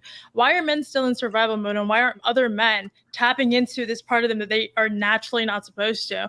It's not like you can't. I don't understand why we don't look at the patterns of how that's affected you as a human being, as a grown-ass man, to look like, you know what, my son doesn't have to be bitch made, but he's also not going to be a cold motherfucker. So why don't I just like speak some sense into him instead of letting the streets raise him, or the internet raise him, or porn raise him? Well, I don't tell us, Angela, what is the sense that you would speak so that he had the diametric between the two? What is the perfect balance, do you think, between him being a stoic man and him being in touch with his feelings and feminine side? Well, you got to think of it like in a workforce. Like, you may feel like you want to punch your boss in the face, but you don't tell her, like, I want to fucking stab you. You just look at her like, you know what? Not today. I'm going to figure out how to deal with this emotionally, get through the day. And you have to understand how to compartmentalize your feelings. There's a time and a place to be stoic. There's a time and a place to bash someone in the face. Like, I don't know. You're just re-describing the problem, though. You're not giving the solution. You're saying the solution that you think... is understanding how to regulate your emotions. So if you feel right, like you want so to stoicism. So how much of that versus how much you're able to engage with these feelings and how you're allowed to be a man. This is the problem, which is fundamental. Destiny can't tell you what that is. Michael can't tell you what that is. I can't tell you what that is. It's intuitive. That's the problem. That's because you're asking a bullshit question. You're saying, can you give us the exact percentage of stoic feelings a person ought I'm not to even have? saying that. I'm like just saying 99% of the questions that you ask on this panel are literally unanswerable, and then you walk away acting you've made a point. What would society look like if every man decided to oppress everyone? I don't know. We can't even decide. We can't even make a counterfactual about society. More, so no, when you ask, no one is spurging. I'm trying to explain something. You're asking questions. You ask her, what is the exact level of stoicism that somebody needs? It was her argument. Her argument was not that you need an exact level of stoicism. The argument was that the level of unemotionality or inability to grapple with or healthily process emotions right now on men is too low. That's so tell me where it needs to be then, Destiny, since that's her argument. 47.9%. Right now it's at 22.8%. It needs to be at 47.9%, Andrew. Troll it. Don't give me the answer because you don't know it. I'm not. I just said it's 47.9%, Andrew. 47.9. That's exactly the answer. I just said it's unknowable. There's nothing I said which was wrong. I'm pointing out the critique to her argument, which is very simple. And the critique, let me finish. The critique was very simple. She said, the problem is that we don't know how to match the stoicism between whatever her feminine qualities are for what she thinks that a man ought to use in order to process their emotions. What is that supposed to look like? I don't know. You don't know. Michael doesn't know. It's intuitive. It can't be anything but intuitive. And you just basically affirmed that that's true. I did not affirm that that's true. Then what is it? If you want to use the debate bro term, if you want to use the debate bro terms, and what you're doing is you're engaging in a continuum fallacy. You're saying that since I can't tell you exactly when the individual bits of sand become a pile of sand, that piles of sand don't exist. If you want an exact answer, if you want an exact answer on what it looks like when men engage more healthily with their emotions, you could look at the speech that Mr. Rogers gave in front of Congress, where he says maybe some of the drama that we can show young boys on TV aren't two people fighting each other to the death like in Power Rangers or G.I. Joe. Maybe it can be two boys working out their emotions when they're trying to learn how to share toys on the playground. Or maybe it can be a boy talking to a teacher about how upset he is that his mom or dad said something mean to him. Those would be concrete examples of how to help people work through emotions, because little girls get that kind of emotional training and little boys don't. They're just told to go outside and run intuitive. Nothing about what I just said was intuitive. It is intuitive. The only reason that you're expressing, you have nothing to say. You're not really giving you a counter argument. Giving you a counter argument. Can you tell me what I just said? Let me give you the counter argument. Can you tell me what I just said first? You said one of the ways that you, as a man or as a woman, could give an expression for how you can reconcile both of these feelings for both stoicism and the proper amount of aggression versus the proper or non-proper amount of aggression. And you gave these anecdotal examples. Am I wrong? You're wrong. They're not anecdotal what did I examples. do? You asked me specifically for How are they not would you address- anecdotal? So I get, well, because giving an example is not an anecdote. You fucking retard. What do you think that means? That's not, Those that's not an examples anecdote. were anecdotal. No, Yes. they were examples for how to deal. That's not an anecdote. An anecdote is a story that's happened in the past. A hypothetical Which is example of how what to you deal with just something. gave me was two That's not stories that happened in the past. That's not an anecdote. If I say, You if I just say, described it as being one. no, if I say, hey, how can I help? How can I discipline a student in the class? You go, well, you could give the student detention if he misbehaves. Sure. You go, oh, well, that's an anecdote. That's not an anecdote. Do you know what an anecdote is? Okay, backing up, try to understand that I did give you your argument back. If your criticism is that you don't believe that it's anecdotal, fine. I'll cede the criticism. I don't care. But moving into this, you say that I'm engaging in a continuum fallacy, but she's the one who gave the argument. All I did was point out as a criticism to the argument. Look, if you are not able to give us this precision, which I don't believe anybody on the panel can, then this would have to be intuitive. How is that wrong? Because that argument, that is a non sequitur. Just because you can't precisely pinpoint. How's it a non sequitur? I was literally just explaining it before you so smugly repeated the question. And I'm when I gonna was smugly, answering the question. yeah, I go know, ahead. I understand. I know. Yeah. In between huffs of your cigarette, that's all you can do. Okay. Just because Is you be can't. It's be smug go and think ahead. you're right. The I am idea right. that just because I know you think you're right, Andrew, that's typically how it works. Thank you. Yes. The idea that just because you can't precisely pinpoint how to deal with a problem means that the problem must be intuitively dealt with or it can't be dealt with is a non sequitur. That's I not didn't true. say only. I didn't say only. I said in this particular instance, yes, it must be intuitive, unless you can give me an example of how it couldn't be. I just gave you two examples of how you could deal with it, and you call them anecdotes. Hang on. Both of those examples don't actually give us anything on the range of spectrum, though. How So did the that only get thing that we can relevant? do Why is is say that that relevant, Andrew? is say that Destiny's intuition says that these are good things to do. No, I mean, if you're going to be hyper pedantic, we're all speaking from That's our not intuition. pedantic. No, Listen. it is pedantic because you're saying because Andrew just gave his intuition on what Destiny's intuition I was. agree. That's true. No, that's reductive and pedantic and pointless. All of us are That's giving our not pointless. intuition. We're subjective humans speaking about our own personal perspectives. They're all Right. So if you Oh my make this God. argument and I point this out, then it's fair for me to point that out. But No, it it's doesn't matter. Like you're pointing out nothing. You're literally You're not saying Like, anything. Actually, no, I am. I'm saying you're something giving which me brain. is You're actually giving here, me brain let me rot help because you. You're Here, arguing. let me help a you out. I completely can help irrelevant you. Factor. like I can help you understand No, it better. Andrew, I have a question. So if you think that Mhm. men are just destined to fucking commit suicide and like it's a brave thing to do, right? It's a brave way to go. What should men do? What should change in society for men to commit suicide less, in your opinion? I'm sorry. What was Like, the what's last part that you solution asked? What's the solution to the high rates of suicide in men? I think that single motherhood is one of the number one issues that I would take issue with. And I think a lack of masculinity and the understanding of society that men are allowed to be men is the number one core issue here. So the kind of the No, argument I which said, came, what do you suggest the solution is? I just forget about the gave you issue. the solution. We want to remove single motherhood if we issues. can. How's that? I Okay, just so explained single motherhood Mm-hmm. is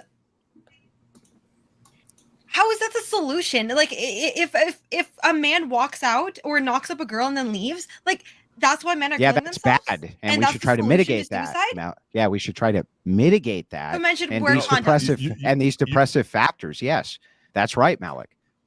That's insane. It's like you caught Okay. on really quickly Okay, to what I'm so- saying. Suicide just curious, if I look solved. this up- Suicide solved. If I look this up, is the Impregnating biggest women and predictor leaving them. is the biggest predictor of suicidality being from a single mom? Why would it need to be the biggest predictor? Is it because you're saying because she asked you what is You the said thing that's that you would he said that's the fix? solution. Yeah, I gave And you a said this was the multi-pronged. I solution. gave you a multi-pronged answer. Oh, I I'm said- sorry. I only heard that prong. What was the Yeah, other but you've prong? been having trouble hearing all night. So the multi-pronged answer was Excuse A. me, your intuition as I've been having trouble hearing. That's true, but I can back this up with evidence that you can't repeat my arguments back, Well, your intuition is that you can back it up with evidence and I can. intuitively. And maybe you can intuitively understand them. And Do you no. think maybe we can do that or no? My intuition is you're not understanding. Is it too debate bro-ish for me to point out some of these arguments, or am I allowed to make them? I mean, that's I'm sorry. Hey, Well, I can mean, you should can I be propose sorry. something? Can I propose something? The idea would be go this, right? We would determine what are the goals that we want to achieve. So, like, let's say in this instance, we want specifically for men of this certain cohort to stop committing suicide. And so, what we would do is say, okay, what are the key contributing factors? So, men over the age of 40, let's say some sort of financial detriment, and say loss of child, whatever, we were to say to look at these individuals and say we either need to, one, try to do things to keep those things from happening, like Andrew was saying, maybe keep the family together, do things to try to keep the family together. Or number two is if we see people in that certain risk group. In the U.S. military, it would happen whenever we'd see enlisted members in very austere locations like Clovis, New Mexico, or Altus, Oklahoma, places like that where there's just no women. Those tended to be the ones who committed suicide more. We would look for those people in those key groups, and then we would try to figure out a way to come to that person and say, hey, man, do you need help? We want to let you know if you need to talk, we're here to talk to you. So, Andrew, in that case, it wouldn't be intuitive. We would have we would say, this is the type of individuals that might commit suicide, and then we'd come up with a plan for those. So I wouldn't disagree. I wouldn't disagree Okay. that would not be intuitive at that point. But yeah, the criticism which I had was we need to do this kind of like broad generalization. And when I ask, well, what does that look like? You don't know what that looks like. So it's just an intuitive assessment at that point. It's like, that's fair enough. I think that parenting, a lot of parenting is intuition. I think that a lot of masculine traits are intuitively imparted from man to man. I don't think anybody here would disagree with that. And so this is the point that I'm making against the argument. So when I'm looking at this, Destiny says I'm engaged in a continuum fallacy. We recognize that that's a response to an argument given to me. There was no fallacy. It's insane. Based. Okay, so Andrew, I just looked up the statistics. So the number one reason for suicide in men, 32% of men commit suicide due to work pressures. And then the second highest reason is financial pressure. 31% of men commit suicide over financial pressures. So the two highest reasons are work pressures and financial pressures, which kind of go hand in hand. Okay, it's not, divorce is high up there too, but it's not about single moms. It's not about having a kid somewhere that you don't know. It's not about. Well, actually, your stats don't demonstrate that. So your stats, the stats that you're giving me for the number one reason that is handed for whatever this problem is, that doesn't actually show whatever the correlative might be for single motherhood, being raised in a single household. Doesn't show any of that. What if the only reason they've got to work hard is because they've got single moms? There you go. That would also be problematic, don't you think? Okay, so if those are the that's top funny to two you. reasons for suicide in men, if those are the top two reasons for suicide in men, you know what you should do? You should do the head on the hands thing next. What's that? Answer the question or ask the question. He was busy looking at my beautiful face. If those are the top two causes for suicide in men, what is the solution to reduce those pressures? Well, the first solution is send me over your data so that I can review it, so that I know what you're saying to me is actually true. You can put it in the private chat. And then I can review it because the data that I'm looking at show different pressures. So there could be conflicting data here. So that's number one. And then the second thing is that, again, the response to the argument was there's not enough masculine versus feminine traits, which are passed into young men. And so they don't know how to cope. My response to this argument was to say, well, if you don't know what that spectrum is supposed to be and it's intuitive, don't you think men should definitely be involved in that process? And don't you think that that's one of the primary reasons why children who come from these households do far better when they have intact families? True. Okay. I know Michael said that he has to go soon, so let's give him a chance to plug his channel and give any closing thoughts that he has. Hey man, I really appreciate it. I love the fact that we have open debate on these channels. I appreciate you guys allowing me to come on here and talk. This is a lot of fun. I thank you guys a lot. I'm about to start Access Vegas on my channel. If you guys want to check me out on YouTube at Michael Sartain. I also have the Michael Sartain podcast, which seems to be very offensive and pissing a lot of people off. So if you guys want to check that out, that's also on my YouTube channel, Michael Sartain. And I did a debate. It wasn't really a debate. Ended up being too many people on the panel with Nick Fuentes. Not Nick's fault, but afterwards his followers attacked me and mass reported my account, my Twitter, and it's gone. So if you guys want to check out my new Twitter, it's at Sartain Podcast. You guys are more than welcome to do that. I really appreciate it. And I will see you guys here pretty soon. Take care. Hey, man. Thanks again, Andrew. Thank you, Angela. Yeah, it was Alex, nice Malek. meeting you. I hope we have conversations in the future. For sure.